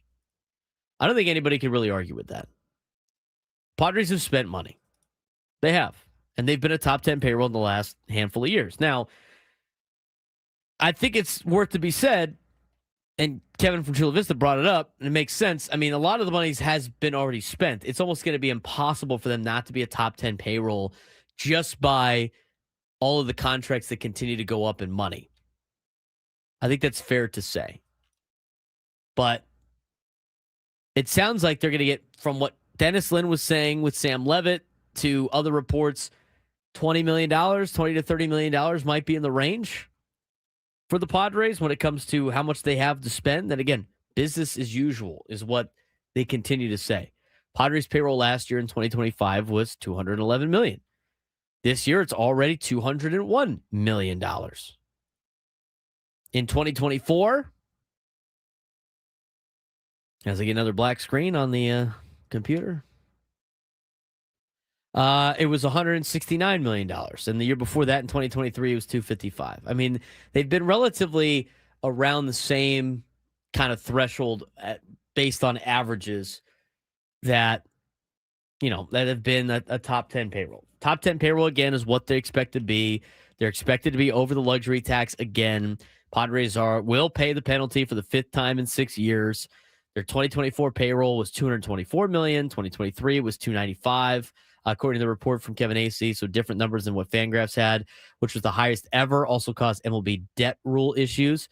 Despite being MLB's smallest media market, San Diego's averaged a $220 million payroll from 2021 to 2025 versus a $61 to $96 million payroll in averages for small market teams since the early for themselves since the early 2010s. Ownership insists the team sale will not impact spending. I look at this and I look at the roster and I go, they're going to make a couple of moves, I think, to bring the payroll down so they can use that money to fill a lot of different holes that they potentially have. I mean, they're going to be a top 10 payroll, I think, as long as Machado, Bogarts, and Fernando are part of this roster. I would believe that. I mean, we see so much about what the Padres do as far as salary and what the plans are as far as salary. I'm kind of with Kevin on that one. I don't want to project. I want to wait and see what they do before we really start diving in, because reports have been hit and miss with the Padres as far as the payroll's been concerned over the last couple of years. I just don't think they're going to shed a ton of payroll. I think they might. No. If they do trade away players that have contracts and free up some money, I think they're going to immediately spend said money. Yeah, no, they're not gonna. Let's just say, for argument's sake, they get Xander Bogaerts off the books. They or are not, any of their big contracts. Yeah, that they're might not be sent using. They're not pocketing that money. No. They're turning it into 2, maybe 3 different pieces. And again, the ownership insists the team sale will not impact spending. I think that's going to be the case. I believe that as well. Competitive outlook as laid out by Kevin Acee. Padres are attempting a franchise first 3 straight playoff appearances. Isn't that crazy too in itself? Yeah. And we had the guy call in earlier today about it's like, fire AJ Preller. They made the playoffs 4 of the last 6 years. Before that, the Padres have only made the playoffs 5 times ever. The Padres have never made the playoffs 3 years in a row.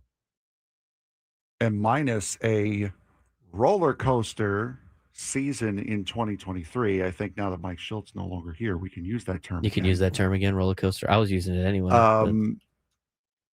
This could be year 5 in a row that you could be going to the playoffs.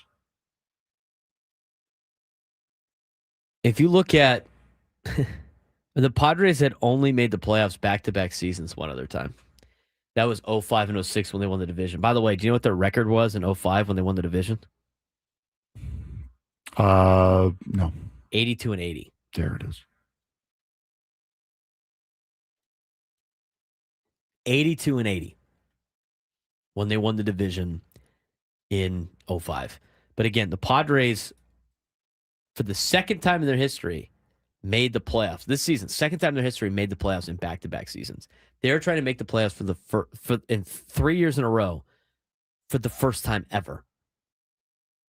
Yeah, we got people going like, this is not working. We got to get rid of this guy. It's not sustainable. Sustainable. 4 of the last 6 years, 3 out of the last 4 years, and we're like, this ain't working. We can't do this. Can't have it. In terms of their competitive outlook, Padres are attempting a franchise first, like we mentioned before, the 3 straight playoff appearances. 8 position player regulars are set to return. That's got to be new. It's the last time the Padres had that. Their bullpen is mostly intact. They've already added 2 pieces to fit that. 8 position players are back. Only 3 established starting pitchers, though. Starting pitching is their major problem, and they need 2 veteran starters minimum. Rotation remains the major offseason pressure point.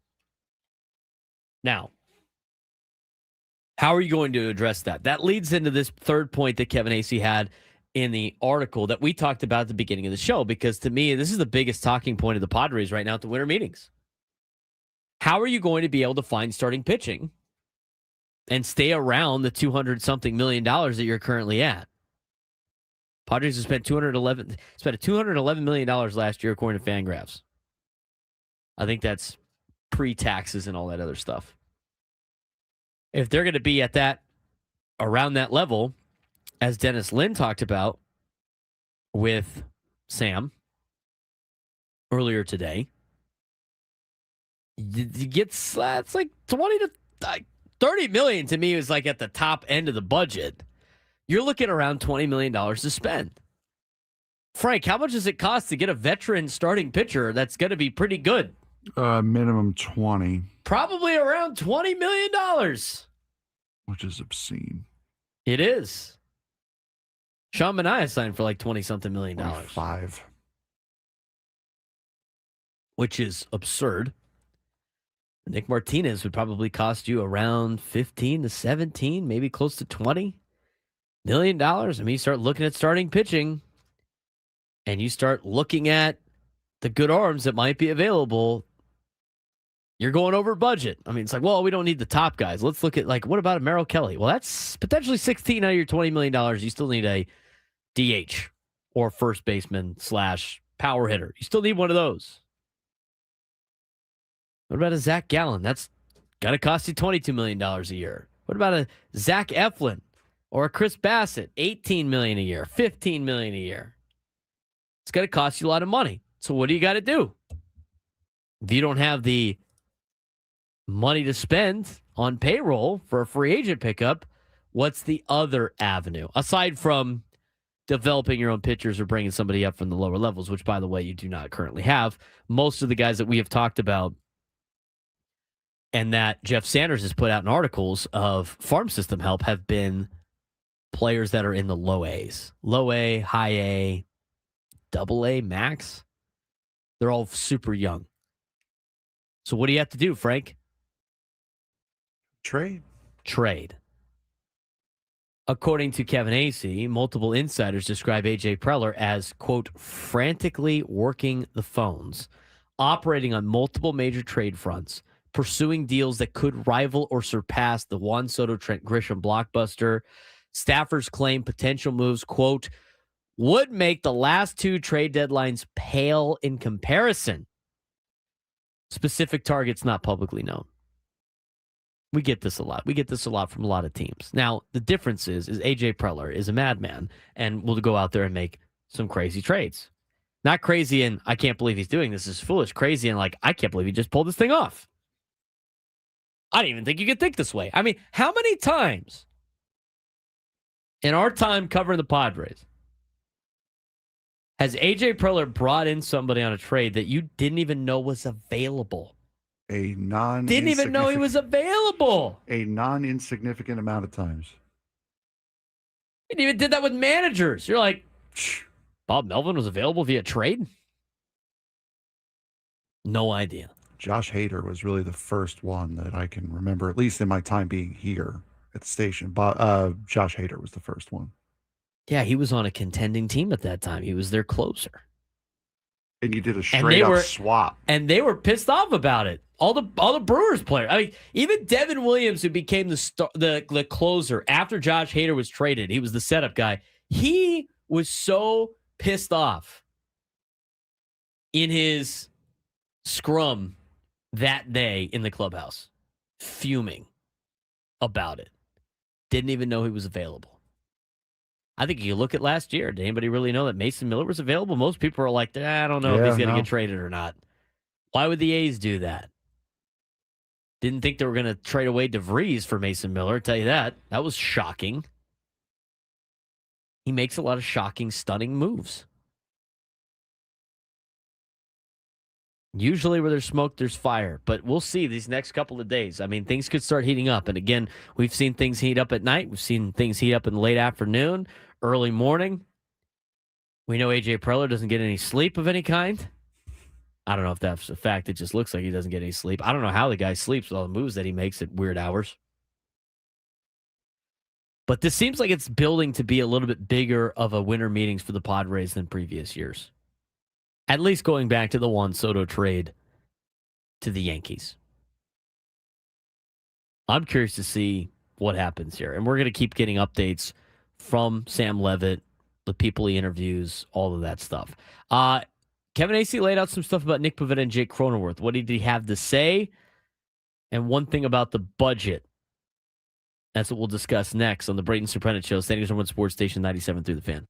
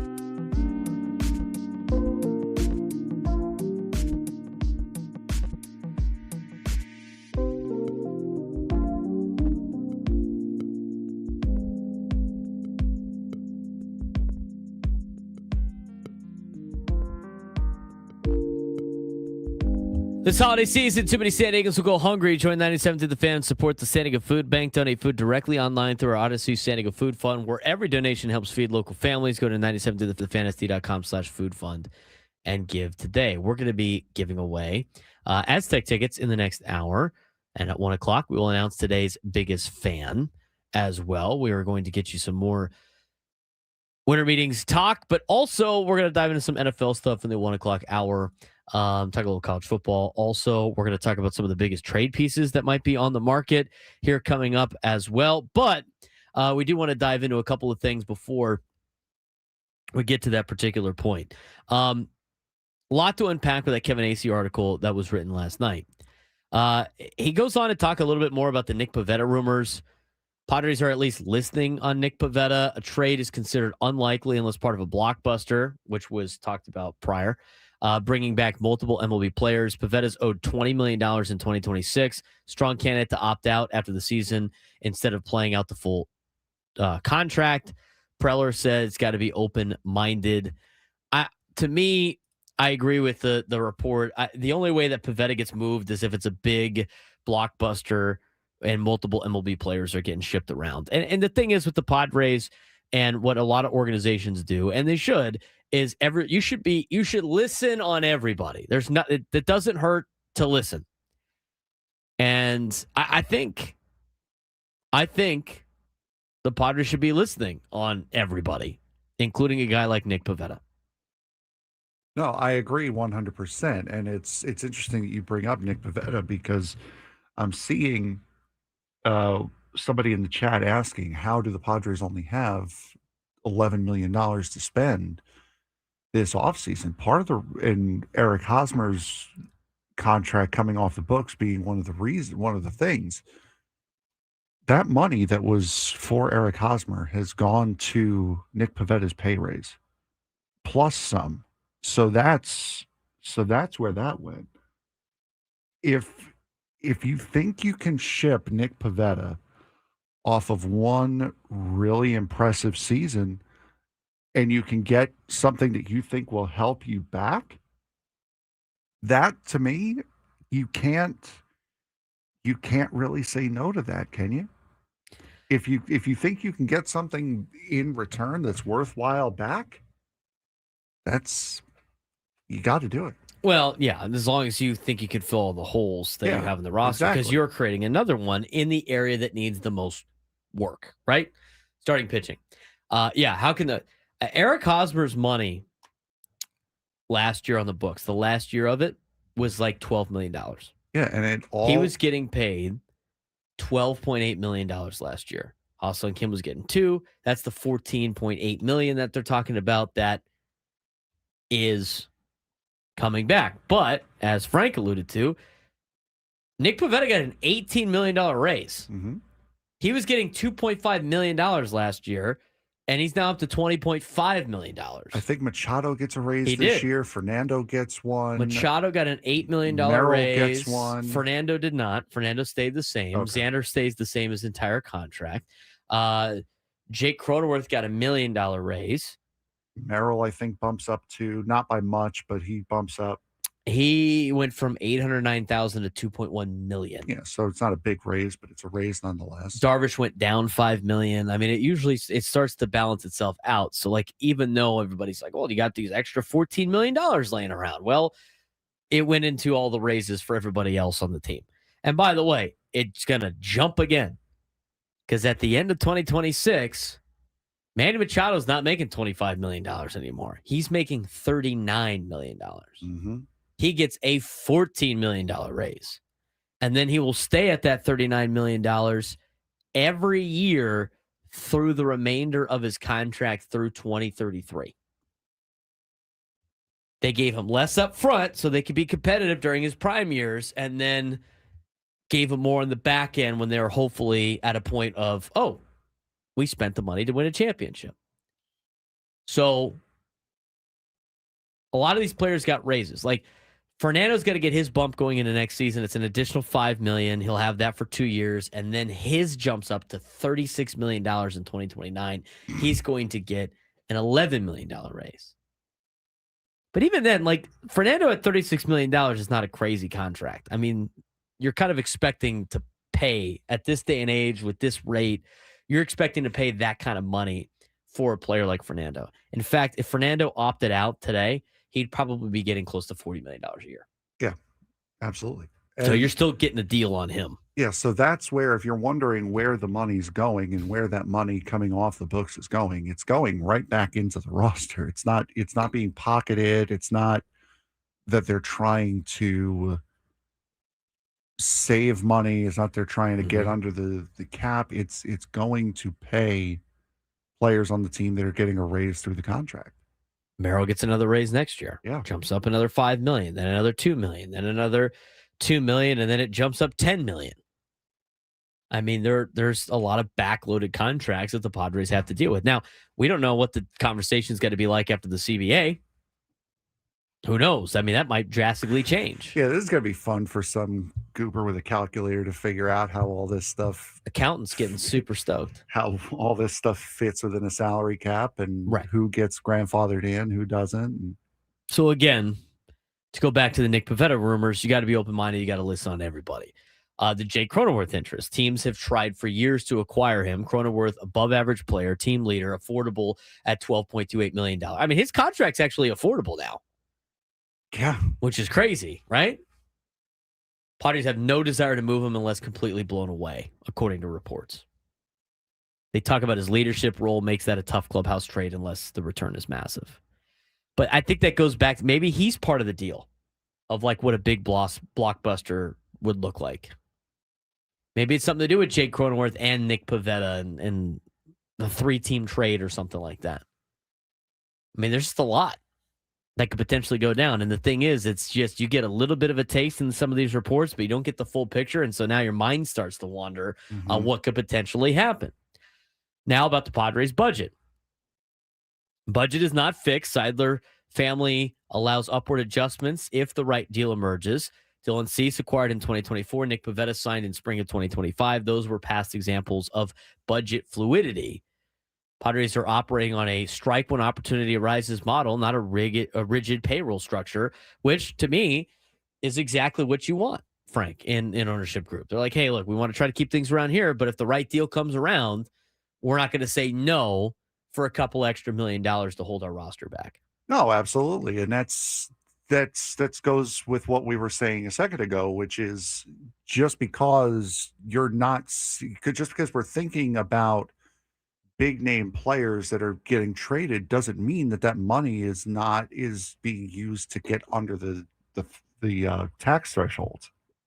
There's a very real chance and a real likelihood that this team is going to go right back, is going to take that money that they get and it's going to put it right back into the team. It would be silly for them not to, with how close they've gotten over the last couple of years to doing something really impressive. So I honestly it wouldn't surprise me in the slightest if they keep the payroll where they are or near where it is. And I think they will. And the other thing is with the Padres and the payroll on this particular situation, you look at, and we've seen the reports from Forbes. I mean, they're one of the teams that pump a high percentage of the revenue back into the roster. And that's what you're hoping for. You're hoping for an ownership group to do that. And with the success and the sustained success that you're getting right now, there's no reason to change that. When we come back, AJ Preller talked with Sam Levitt about a lot of different things. Are the Padres, it sounds like the trade market is open for San Diego. Are they going to trade from an area of strength? That question gets answered when we come back on the Braden Surprenant Show. San Diego's #1 sports station, 97.3 The Fan.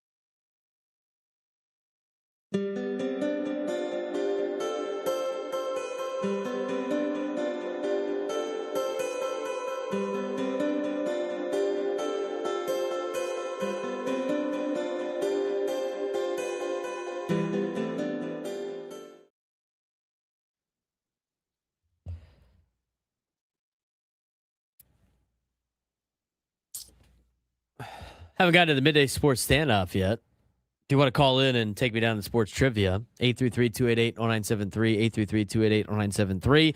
If you could take me down, you'd be qualified for a shot at our grand prize, 2 tickets to New Kids on the Block in Las Vegas on June 26th, a 2-night stay at Park MGM, and a $100 gas card. Calling all blockheads. New Kids on the Block just announced 2026 dates for their The Right Stuff Las Vegas residency at Dolby Live at Park MGM. Don't miss all of your favorite hits live in Vegas with the New Kids on the Block. February to October 2026. Tickets on sale now at Ticketmaster.com. We're going to hear some sound from AJ Preller at the winter meetings. He talked with Sam Levitt yesterday, and he met with the MLB Network crew to talk about all the rumors about a potential big trade circling around the Padres. We're going to get to that in just a second. Do want to get back to your phone calls, though. 833-288-0973, 833-288-0973. Let's get out to Dan in Arizona. Dan, you're on the Braden Surprenant show. What's going on, man? Hey, how you doing, Braden? Doing well. I got a question for you. You kind of touched on it before. The Padres are returning all of their position players except first base designated hitter. What's wrong with Ryan O'Hearn? I would have thought he would have been a no-brainer to resign. Yeah, I think Ryan O'Hearn would be a great fit on this team, as long as they have the right price. I think to me, Dan, I think you're in a situation where you're trying to get your starting pitching before you settle in on a power bat. I think the biggest problem right now for the Padres is starting pitching. They have, maybe a $20 million payroll. Maybe they're working to try to cut some more payroll to free up some spots to get a DH or a first baseman. Maybe they think they can trade for a DH or a first baseman. I mean, there's a lot going in on that. And, they obviously have a plan in place of what they want to do. And it sounds like starting pitching is kind of a main priority early compared to just, re-signing a guy like Ryan O'Hearn. And I think Ryan O'Hearn would be a good fit for the Padres, but the Padres might have ideas for maybe a better fit when it comes to slug, a first baseman / DH for this lineup that has 8 returning starters from a year ago. Let's talk real quick. We don't have too much time, but let's get to the sound from AJ Preller talking with Sam Levitt yesterday. I know he's gonna speak to the media again today. Later on, we'll have those on ready to go for air. I think probably in either the 1 o'clock hour or even later on Gwen and Chris. So want to stay here for all of your Padres news and content. But here's the AJ Preller interview from yesterday, talking about Padres potentially trading from a position of strength.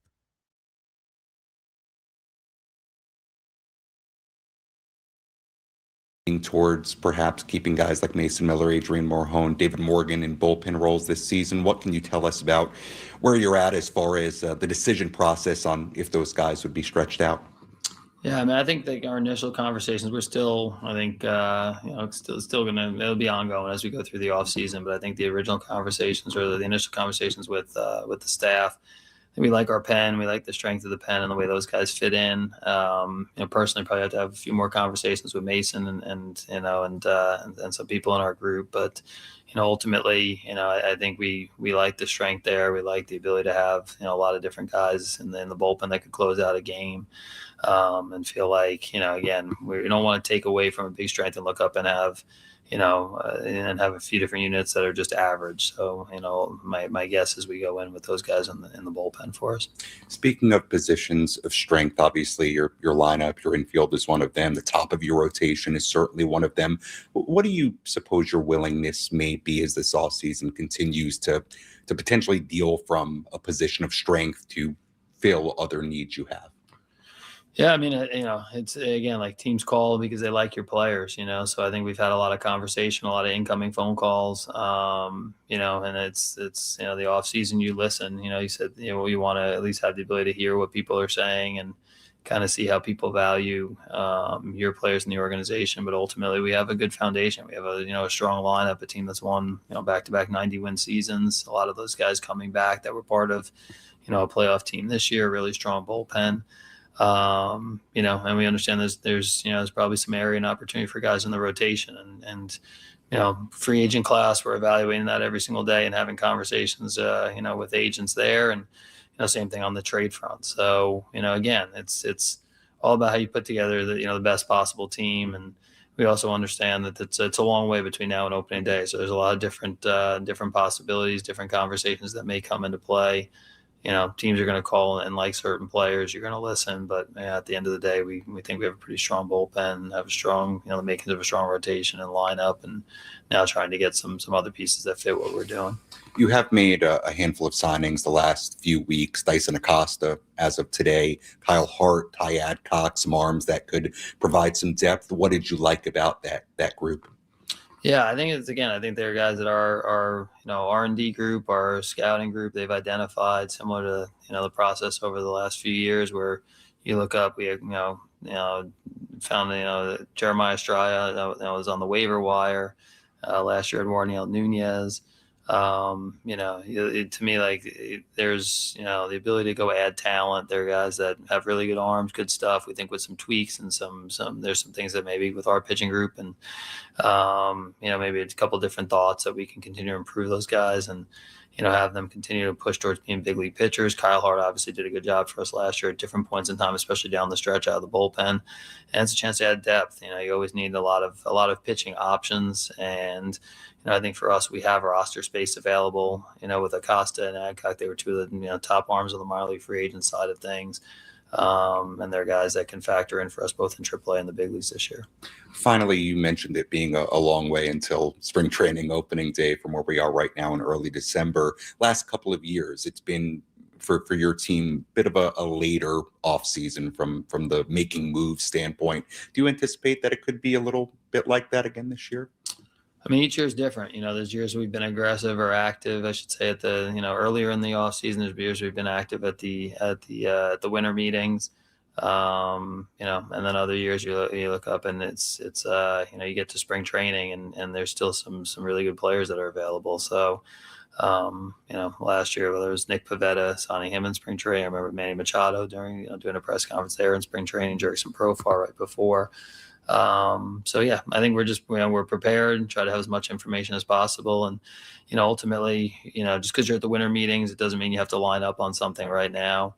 I think we go into it, hey, if there's something that we feel like fits, for our team, both now and the future, we'll look at that and consider that. And, if not, be patient. And that usually means a better, a good opportunity, an opportunity that's better for the organization will come up down the road. That's how we operate.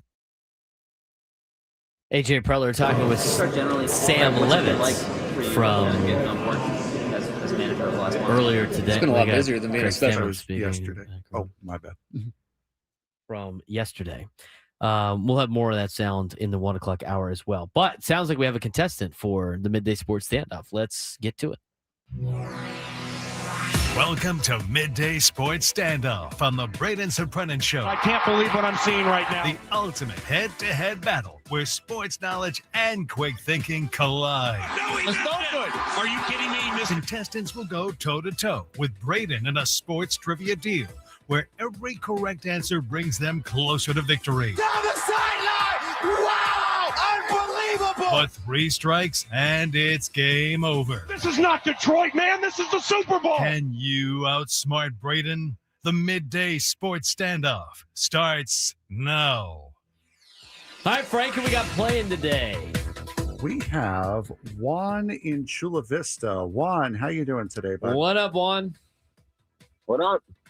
All righty. So today, since we're in the midst of the baseball winter meetings and because we are in the baseball off season, we're going to take a look at one of those off season stats that are always fun. Who are the top 10 players in jersey sales last year for Major League Baseball? So Juan, top 10 Major League Baseball jersey sales last season. Your first pick. It's Shohei Ohtani. I couldn't imagine Shohei Ohtani not being number one, so there you go. Number one off the board. Arson Fudge. Aaron Judge. No. Wow. You said it right first.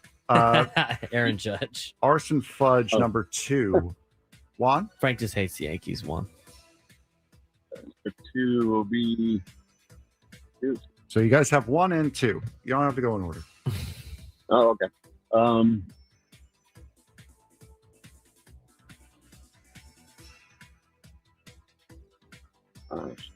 Mookie Betts. Mookie Betts is number 4. Braden. God, it's got to be like, what about Juan Soto? That's got to be super popular. Juan Soto's number 6. Juan. Ronald Acuna Jr. Ronald Acuna Jr. was not on the list this year. Roki Sasaki. That's a shot in the dark. Oh, Roki Sasaki, no. Juan? Those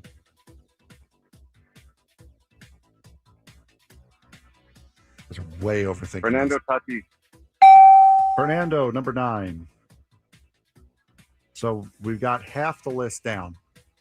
Rafael Devers, Giants jersey.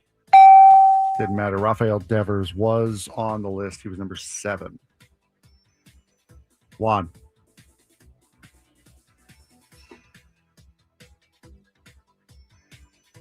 We have 1, 2, and 4. What was he that? said Lindor. Lindor? Yes, Lindor was number 5. So we are missing 3. We're missing 3, 8, and 10 is what we're missing. Bryce Harper's got to be on there. Bryce Harper is number 10.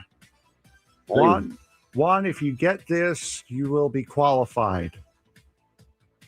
Definitely Dodgers, man. Which one? Who was it? Yamamoto, Japanese. Yamamoto. Not Yamamoto. Does that mean it's a Dodger?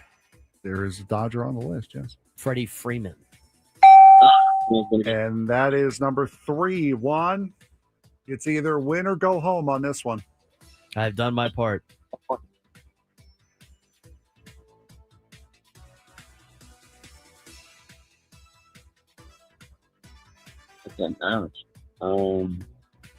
What are we missing? Number 10?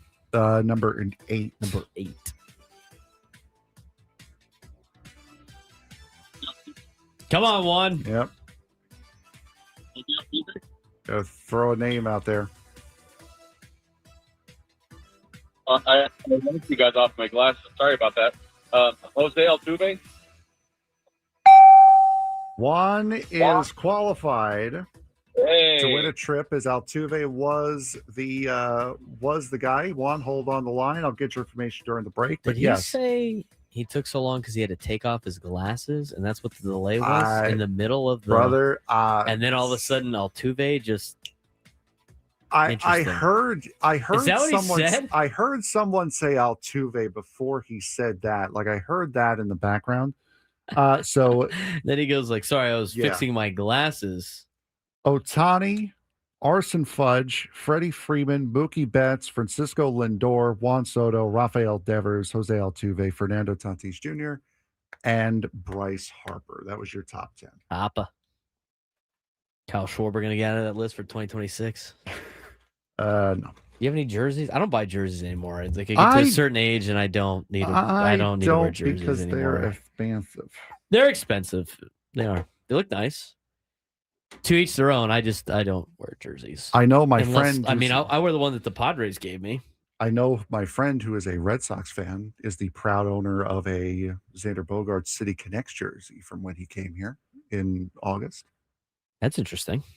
Well, being a Red Sox fan, Xander, and he wanted hearing that it was the last year of the City Connect. He liked them, so he picked it up. Here's the interesting thing on jerseys.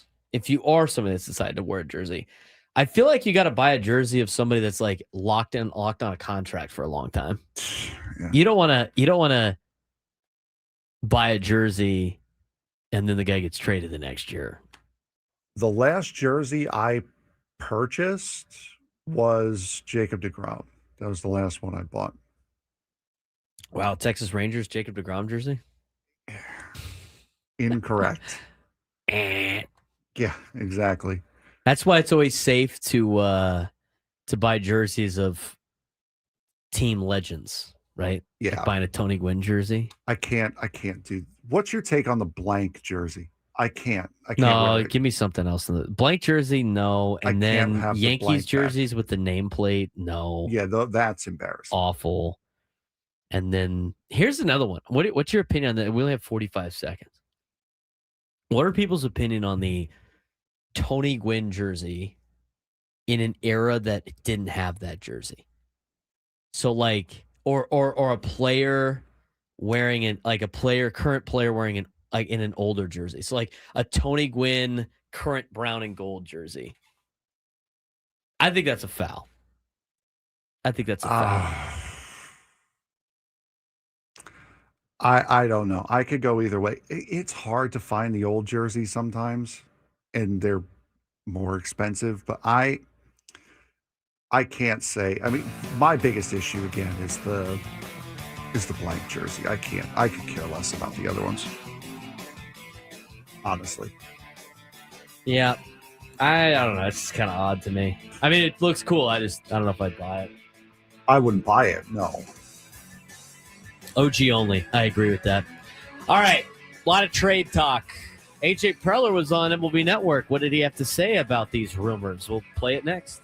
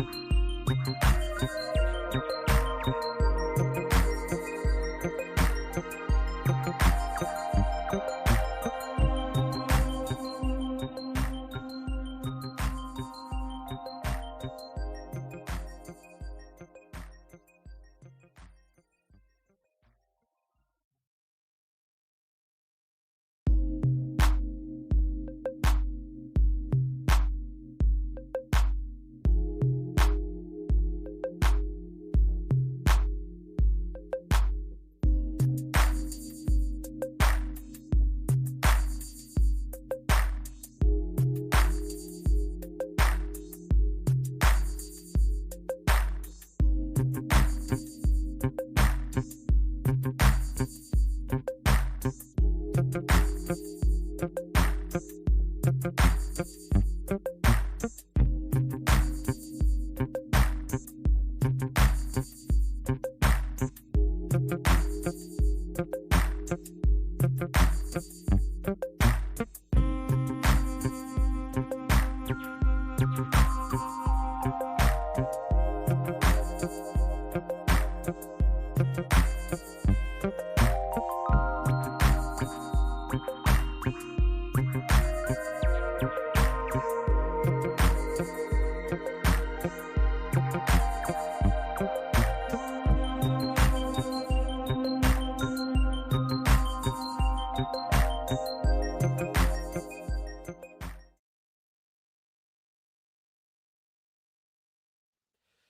always good to get somebody qualified on the Midday Sports Stand-Up. It's also always great to get somebody qualified for the biggest fan.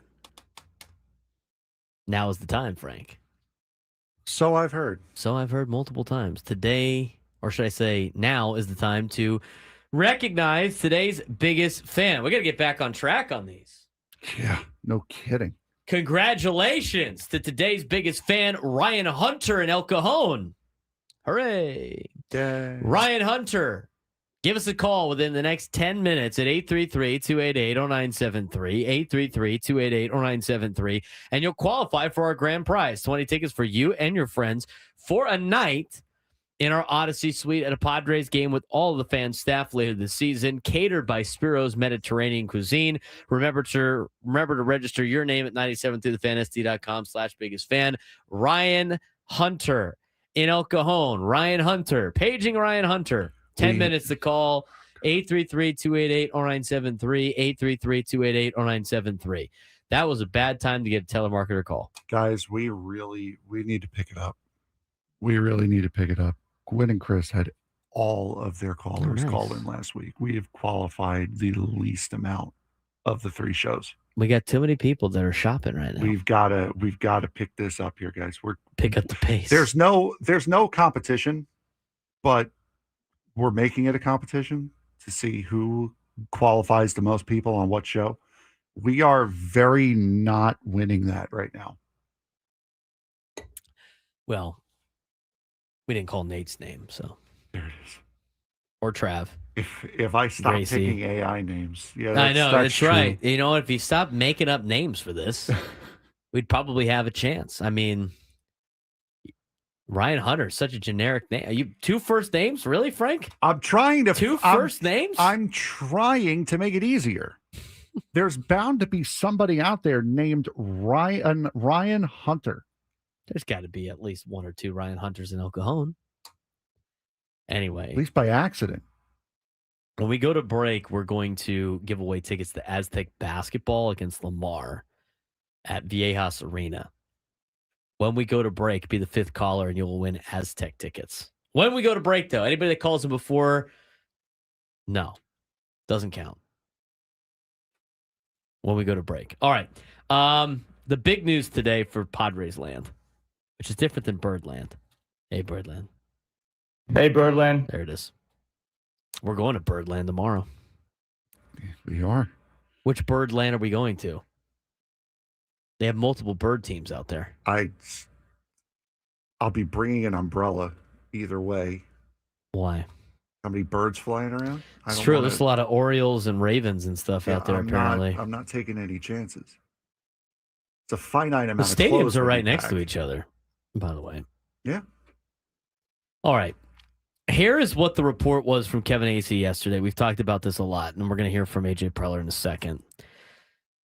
Here it is. 2 sources familiar with the Padres discussion say Preller is shooting big. One source said the Padres are working multiple fronts that could result in deals that rival the massive trade in which they acquired 4 major leaguers in exchange for Juan Soto and Trent Grisham at their winter meetings 2 years ago. Another source said Preller's plans coming to fruition would make the deals he made at the past 2 trade deadlines pale in comparison. The sources who were not authorized to speak publicly provided no further details, and that is the way winter meetings go. There is often difficulty in discerning speculation from rumors and either one from a nugget of information with actual traction.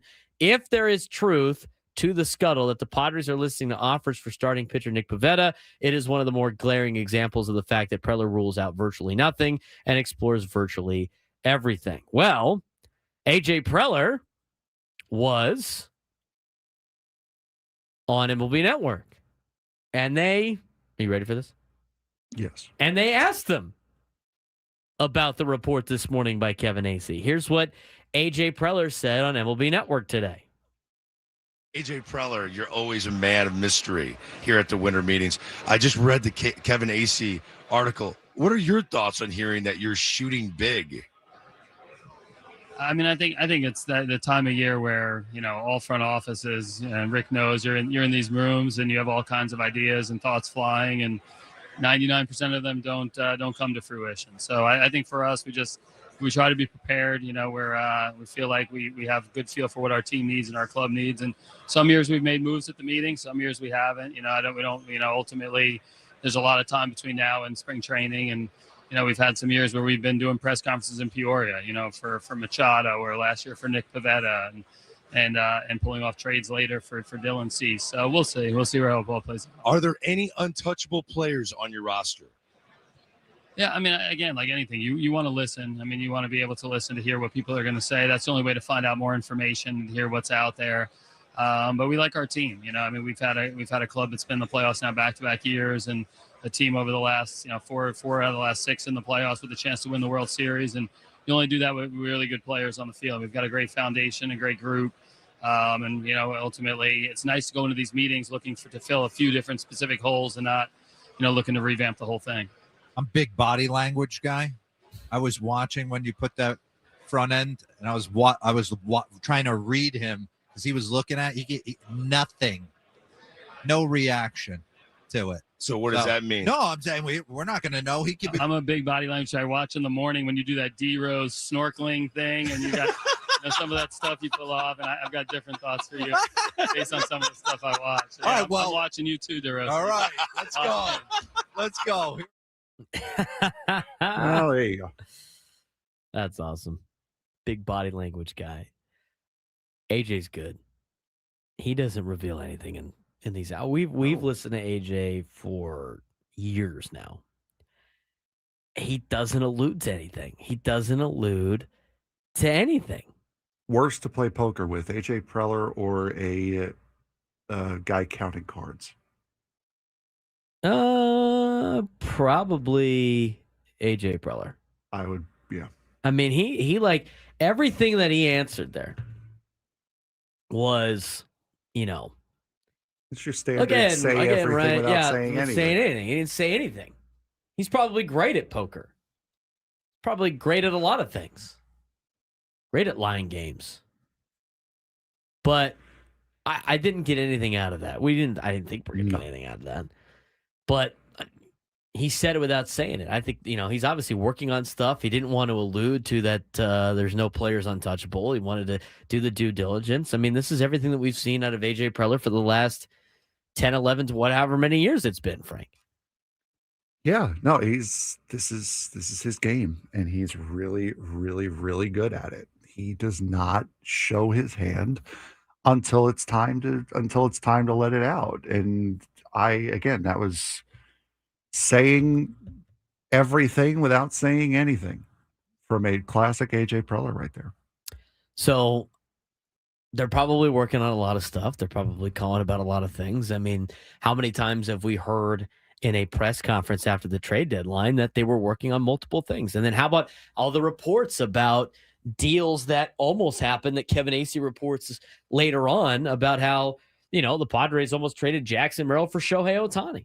They were working on that. Or, they entertained potentially signing Bryce Harper or whatever it may be. We've heard those stories a lot, and I bet you we're going to hear even more of those stories in a year or maybe even like a couple weeks later or however many, whenever they want to get rid of some of the information, when some of the sources feel comfortable of leaking some information about what this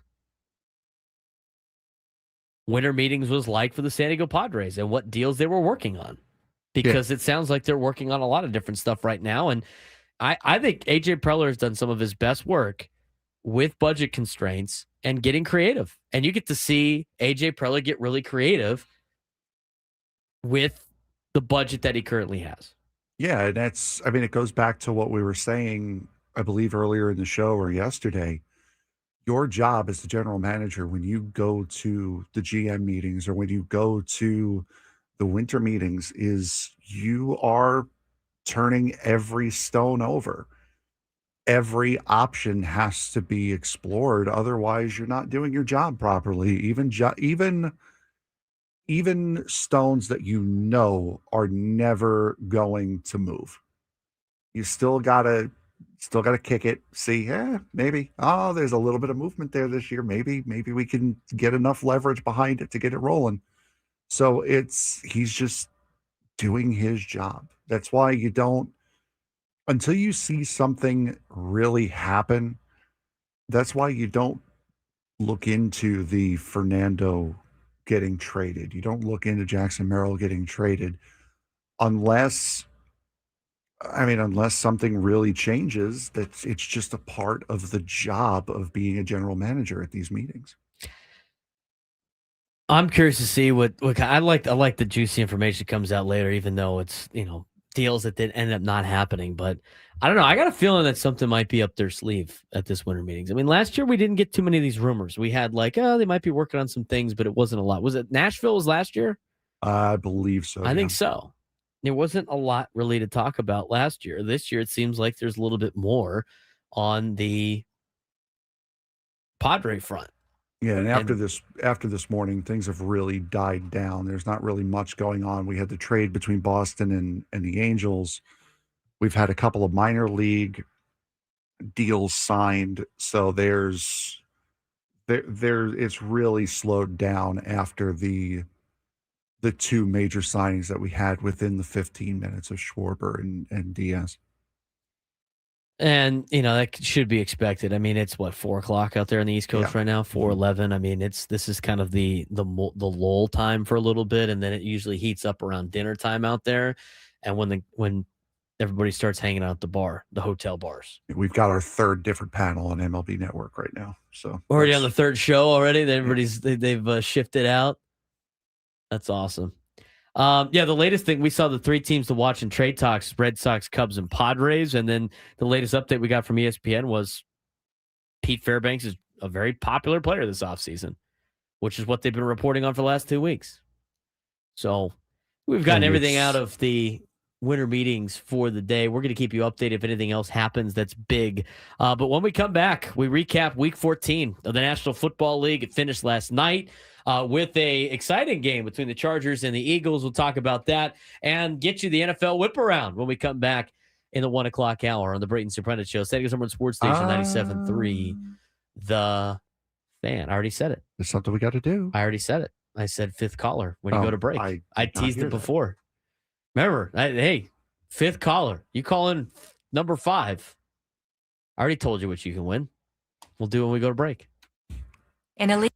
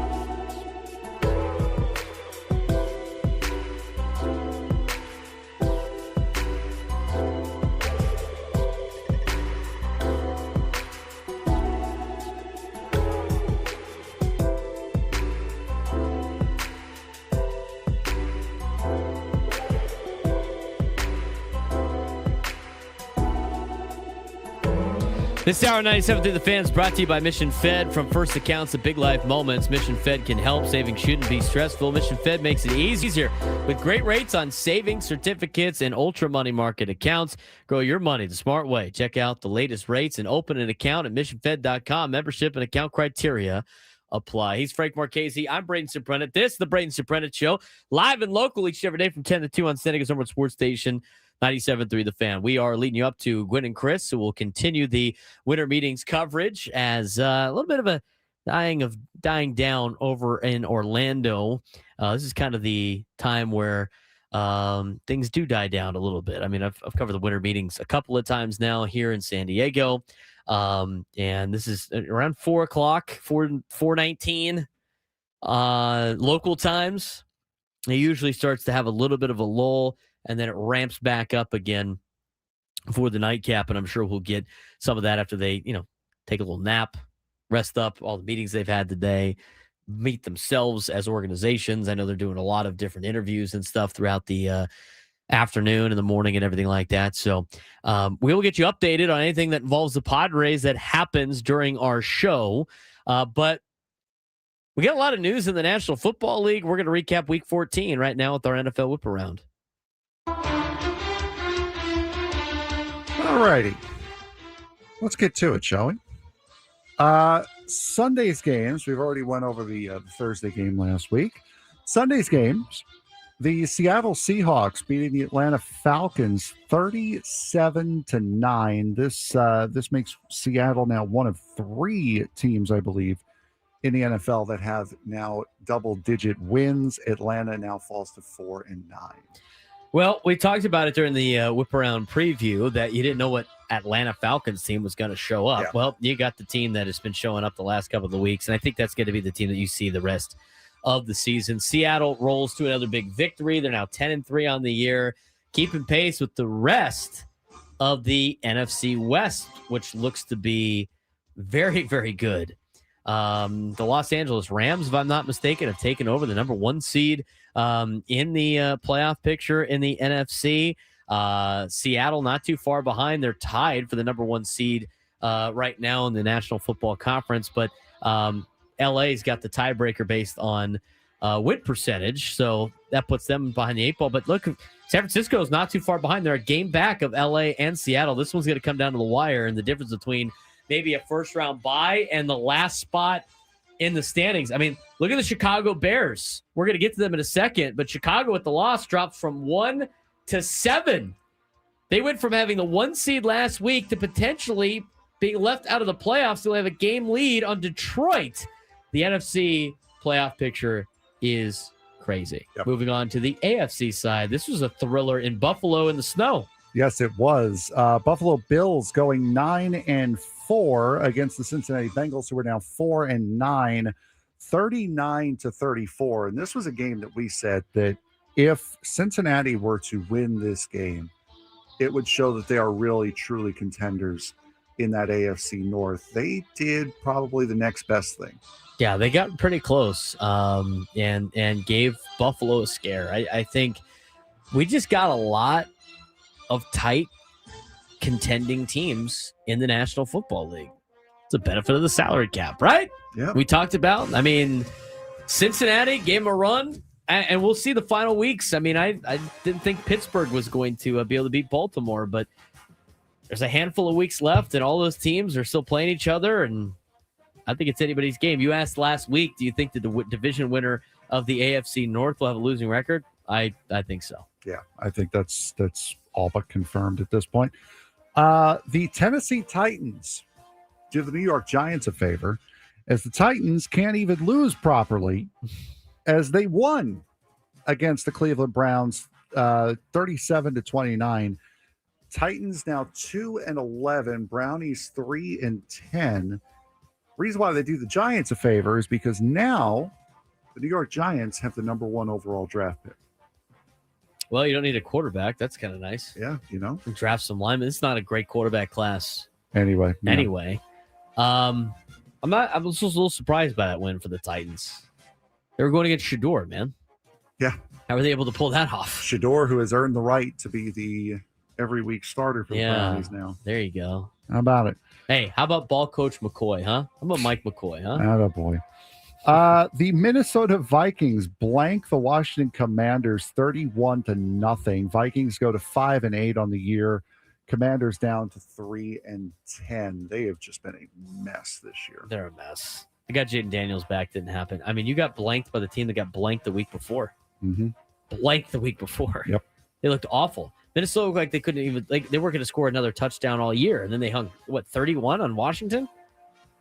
Yeah, 31-0. I think a lot of Cowboys fans that thought that they could, continue to compete with Philly because Philly is just not really doing very well. They might have second thoughts. They were hoping, because Philly's got Washington 2 out of the last 3 weeks of the season. They were hoping for a split. I don't think that's going to be the case. I'd be shocked if Washington wins another game. I mean, this week's the best chance. They got New York, but it's on the road. And knowing the Giants, they'd probably play themselves out of the number 1 pick by beating Washington on the weekend. So, yeah, they're bad. Speaking of New York, the New York Jetropolitans did not have a fun time, as a matter of fact, against the Miami Dolphins. Dolphins improved to 6-7. Jets fall to 3-10 with a 34-10 loss in front of about 25 people at MetLife Stadium. Jets are eliminated now from contention. Oh, really? Yeah, they are.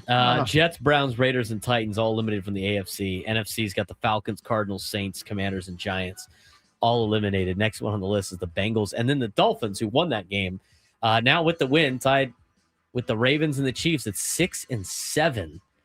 Still kind of hanging around if you're Miami, but I don't know. Not that great. Moving on. The 3-10 New Orleans Saints. How about that? Beating the Tampa Bay Buccaneers. See, this is why you need Jason Pierre-Paul. Yeah. Bucks now 7-6 after a 24-20 loss at home to the Saints. They're staying alive. They're tied with Carolina now. I mean, there's a possibility that Carolina can win that division. I mean, there's 4 weeks left. Atlanta's 3 games out. Maybe Atlanta can win the division. For as good and competitive the NFC West is and the NFC North is. AFC North. Oh, NFC North too. You're right. The NFC North is more, the AFC North is competitive because they suck. That's the same thing with the NFC South. They're competitive because they all suck. I mean, maybe the Falcons can climb out of a hole. Yeah. I doubt it. Not the way that they played, but Carolina, I think Carolina is going to sneak into the playoffs. Tampa has not looked good the last couple of weeks, and losing to the Saints is not great. Their secondary is not good. And what did Eddie Brown say on the show on Thursday? Start the Saints quarterback in fantasy. He's going to have a good day. He did. He had a couple of he didn't have any passing touchdowns. He had a couple of rushing touchdowns, though. That's a tough loss for the Tampa Bay Buccaneers at home. You ready for this one, Braden? We got to sing it together. You ready? Yes. This is our Colts. Oh, no. This is These our team. We have no Achilles. Daniel Jones down with an Achilles injury, done for the year. Colts fall to 8-5. Jacksonville Jaguars up at 9-4, 36-19 win. I think we picked the Jags this week, did we not? I remember us picking the Jags. The Colts are starting to play better teams, and they're not doing very well. Now, Daniel Jones getting knocked out is not great. Yeah, that's not. But they got Seattle this weekend. Seattle is just annihilating people. And even if they have, because Phillip Rivers signed with the Colts, their practice squad, I'm sure they're going to try to get him up to speed as quickly as possible. Even with Phillip Rivers, even if he plays this week, he's not going to be prepared, in my opinion, to take on Seattle.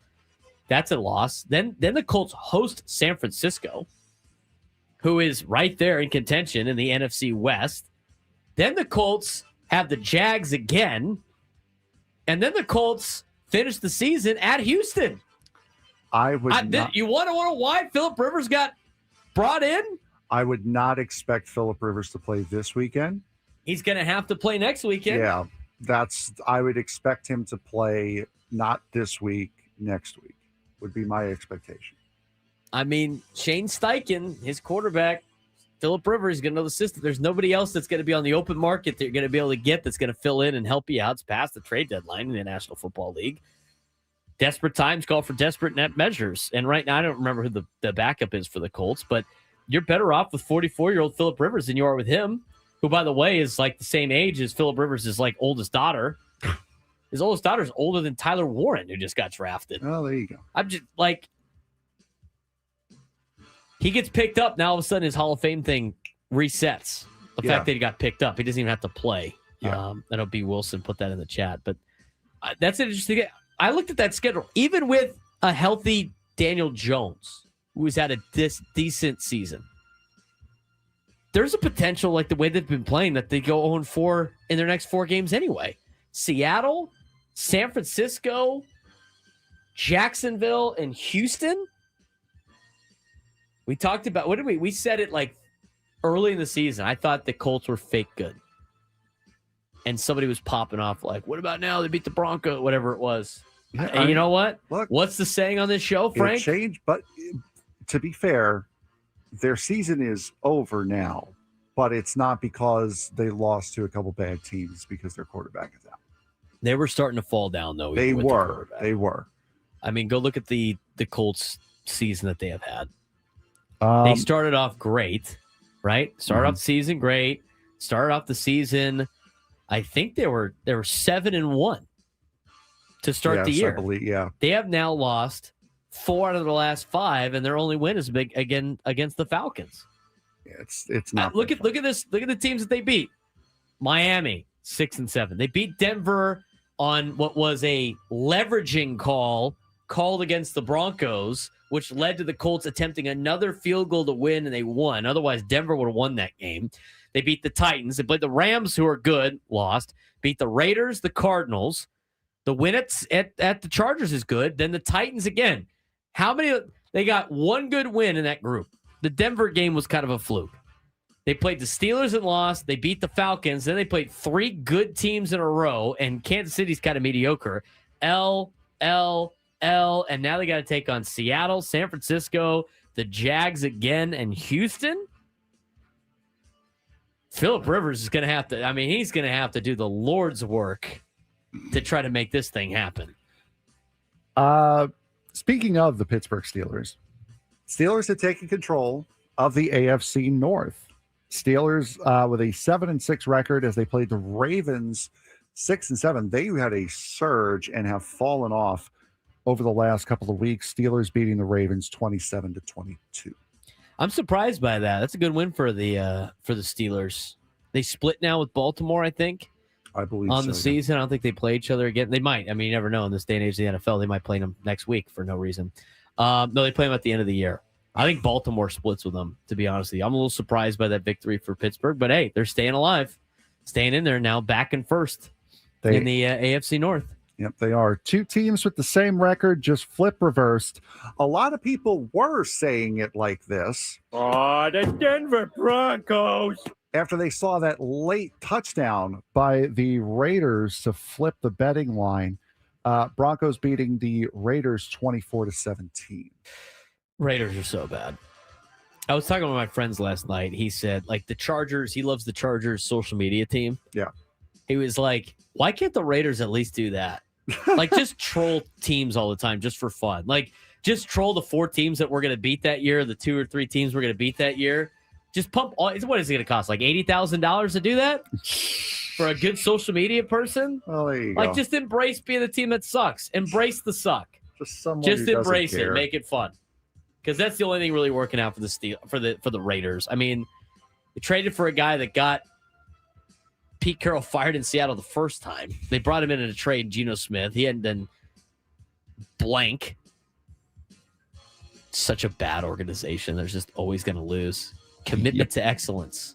Just win, baby. Well, they haven't done any of that in decades. Speaking of just winning, the Green Bay Packers taking a victory 28-21 at Lambeau Field in the freezing cold. They now hold a half a game lead, and that half a game is because of the tie in the NFC North against the team that is known as The Bears. The Bears. We thought that was going to be the case. Green Bay's good. Yeah. They got to play them at home. Green Bay is going to Chicago in 2 weeks. Mm-hmm. How many of these division games are like that right now? It's ridiculous. I think Green Bay is. gets them again in Chicago. I think Green Bay is the best team in that division. I think the Lions are a pretty close second, but the Bears beat them up on Thanksgiving. So we'll see how the standings play out. I just think I think that the Bears have flirted with disaster, and they might be on spent time. Yeah. I don't think there's too much to say about this one. The 10-3 LA Rams beating the 3-10 Arizona Cardinals 45-17. That happened. Then we go to Sunday night as the Houston Texans are now 8-5 after beating a lifeless.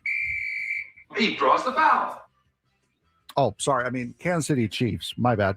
20-10, the final score. Kansas City is, I've been saying it all year, they're no good. They're not very good. And they're proving it every single week. They haven't been good for the last kind of couple of years. They've had the benefit of the doubt with some home stuff and some late heroics by people that are not even playing in the game on the field. But the Texans defense is good. I'll tell you one team that's also proving to be not as good as people thought they were. That would be the ELGLES Eagles. They're about as good as her spelling. How do you lose 22-19 to the Chargers in overtime and not look competitive in the game at all? Your quarterback throws 4 picks and almost threw a 5th. And sets an NFL record for turning the ball over twice. On the same play. On the same flipping play. Eagles fans, I got news for you. The Jalen Hurts thing was never going to be the answer. I know he's won 2 Super Bowls and the team has won 2 Super Bowls. But then when you win Super Bowls, my friends are tired of me talking about this, but when you win Super Bowls, you got to start paying people. And when you pay people, you got to pay the people that can help carry the team because you can't pay the other people on the team. The roster for the Eagles was great. Those 2 Super Bowl years, they had arguably one of the best offensive and defensive lines, and they won with not having to pay Jalen Hurts. As soon as you had to pay Jalen Hurts, he had to be the guy that carried the team, and guess what he has done since trying to carry the team? It's not been very good. They can't throw the ball that well. He made a couple of throws in those years that made things work out for him, but he had unlimited time. Now everybody's blaming the O-line. Hey, you know what? You couldn't pay for all those guys all the time. All of a sudden, they start to create cracks, and I think Eagles fans are starting to learn that Jalen Hurts is not a franchise quarterback. But that's a look at the whip around. Good win for the Chargers last night. It's fun for some while it lasted. Overreactions to the week of the NFL when we come back, and updates on the winter meetings if we get any, as we finish up the show on the Braden Surprenant Show, Standing Summer Sports Station 97 through the Fan.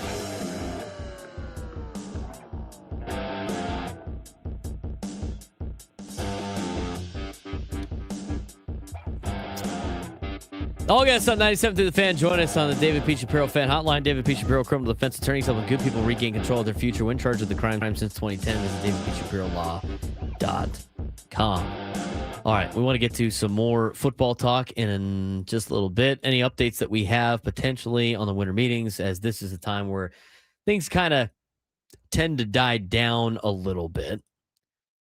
We have had a lot to talk about today on the show when it comes to the payroll for the Padres, when it comes to biggest needs, when it comes to potentially making some big trades, blockbuster trade. That was the news that came out last night. Latest stuff today that we haven't talked about yet. White Sox have a high bar for dealing Luis Robert Jr. Didn't we already do this saga? Yeah, I was going to say that sounds very familiar to what we heard back in July. Yeah. In his first 31 games of the All-Star break, Luis Robert Jr. demonstrated what kind of impact he could have. He had 298 with a 456 slug, clubbing 5 homers and stealing 5 bases throughout Robert's career. The talk has been about his possible impact if he ever remained injury-free, and that was an example of it. But then Robert got hurt again, and the White Sox, with very little future payroll obligation, picked up his $20 million option. For 2026... White Sox are likely to keep Robert into the 2026 season and maybe beyond. The team holds another $20 million club option for 2027, a year of club control that could make Robert look even more attractive in trade if the 28-year-old is able to stay on the field and generate the kind of high-end production the White Sox enjoyed last summer. They're basically hanging on to him to have a good first half of the season. They could trade him at the deadline. Yeah, that sounds about right. And that's what they tried to do last year and never pulled the trigger on it. Before we get to the overreactions for Week 14 of the NFL, the standings for the NFL right now and the way that things play out, this thing's coming down to the wire for a lot of teams. Like, oh yeah, Dallas at 6-6-1, 10th best team right now in the NFC. They could still win the division, and it's not crazy if you look at the playoff machine. Mm-hmm. Carolina can still win their division. They can also make it as a wild card. Detroit is right there on Chicago's tail. I mean, you look at the NFC playoff picture right now. The Rams have the 1 seed at 10-3. And then your other division winners for the 2, 3, and 4 seeds are Green Bay at 9-3-1, Philly at 8-5, and Tampa at 7-6. Seattle also 10-3, tied with the Rams for the number 1 seed. I mean, it looks like the number 1 seed is probably going to come from the NFC West, maybe even the North if Green Bay stays around. But Seattle's there with the 5, San Francisco at 6, Chicago the 7. Chicago and San Francisco are tied at 9-4. Detroit is a game back from them. Carolina is 2 games back. No more bye weeks now in the NFL.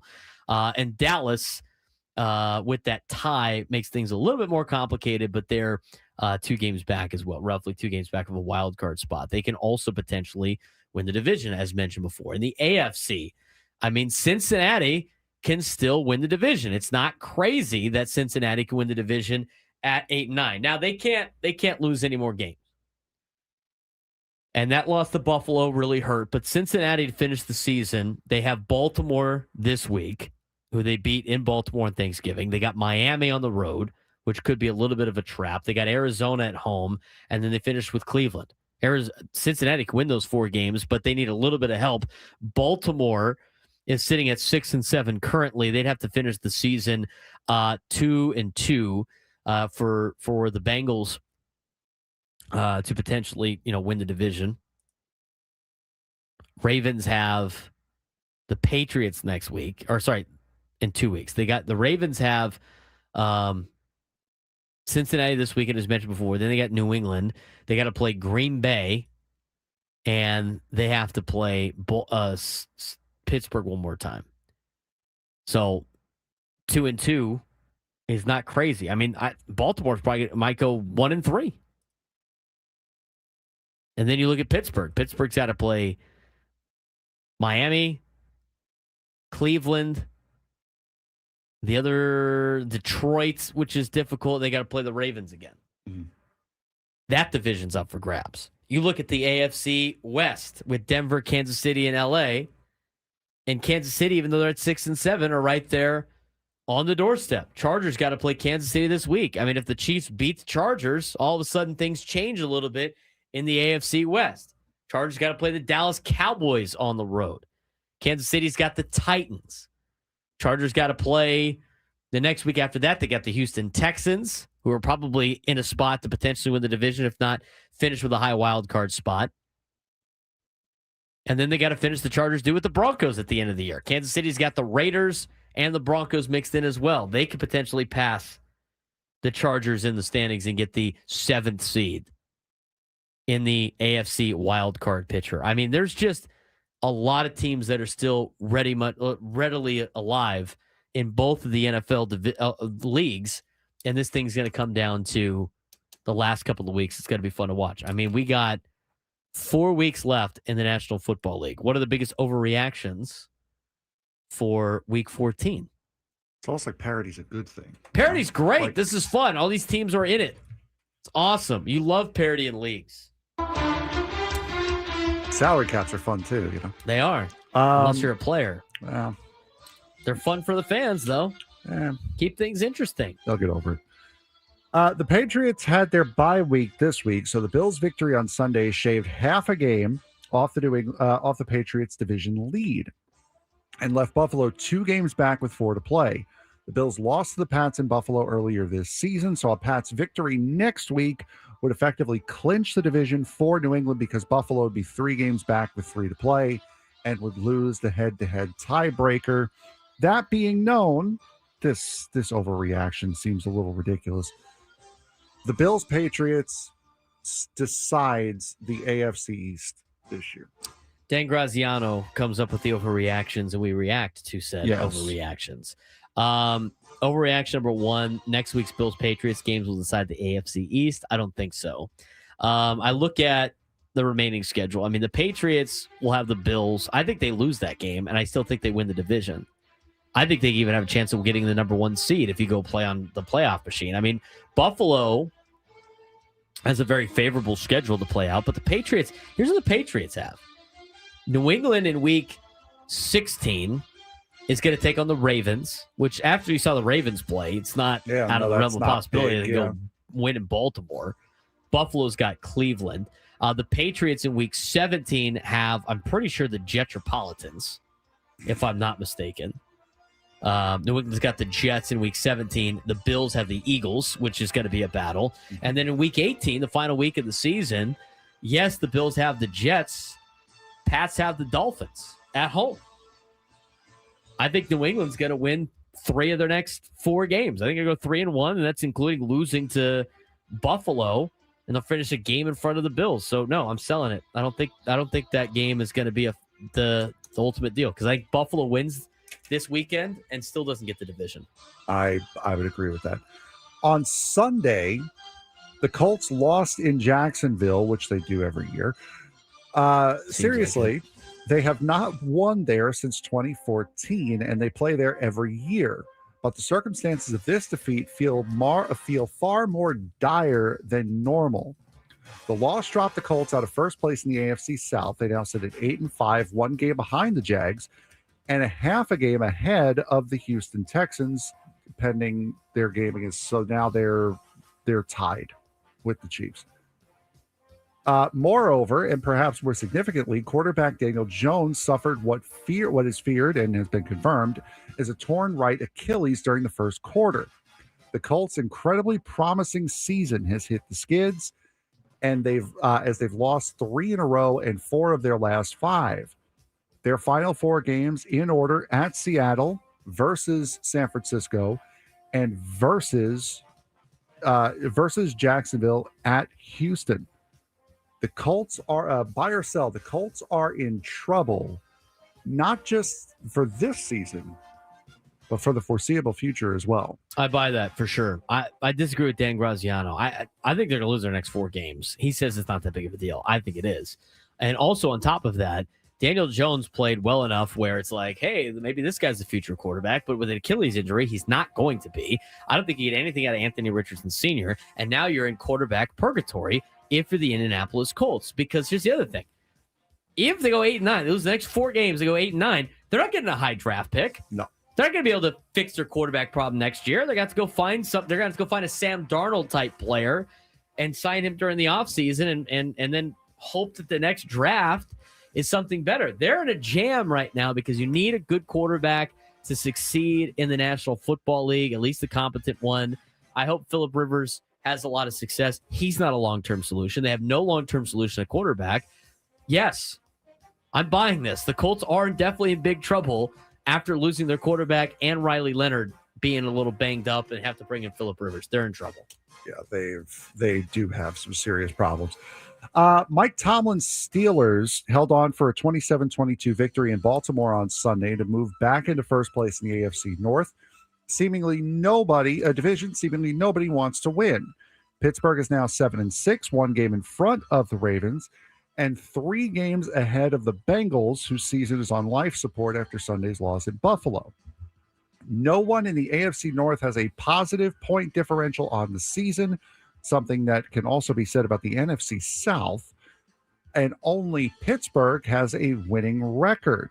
The Steelers will play Miami on Monday Night Football next week and then go to Detroit in Week 16, on the road to Cleveland in 17, and then we'll finish up at home against the Ravens. If the Steelers go 2-2 or even 1-2-1, Tomlin will continue one of the most remarkable streaks in coaching history, his 19th season as head coach for the Steelers, and has never finished with a losing record. Buy or sell, he's going to do it. No, he's not. I'm selling that. They're going to go 8-9. He's going to miss it by a game.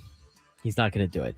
The other overreactions that Dan Graziano put out, Fernando Mendoza will be the Raiders quarterback next season. I'll buy that. I think they're going to be drafting a quarterback. He's the best one on the market. Did they get the number 1 seed? The number 1 draft pick, maybe. Lions are going to overtake the Packers and win the NFC North. I will sell that as well. Their schedule's more difficult than the Packers to finish out the season.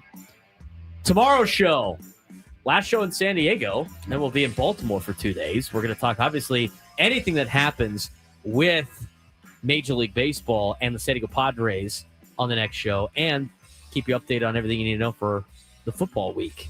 Frank Marchese, I'm Braden Surprenant. Gwen and Chris coming up next.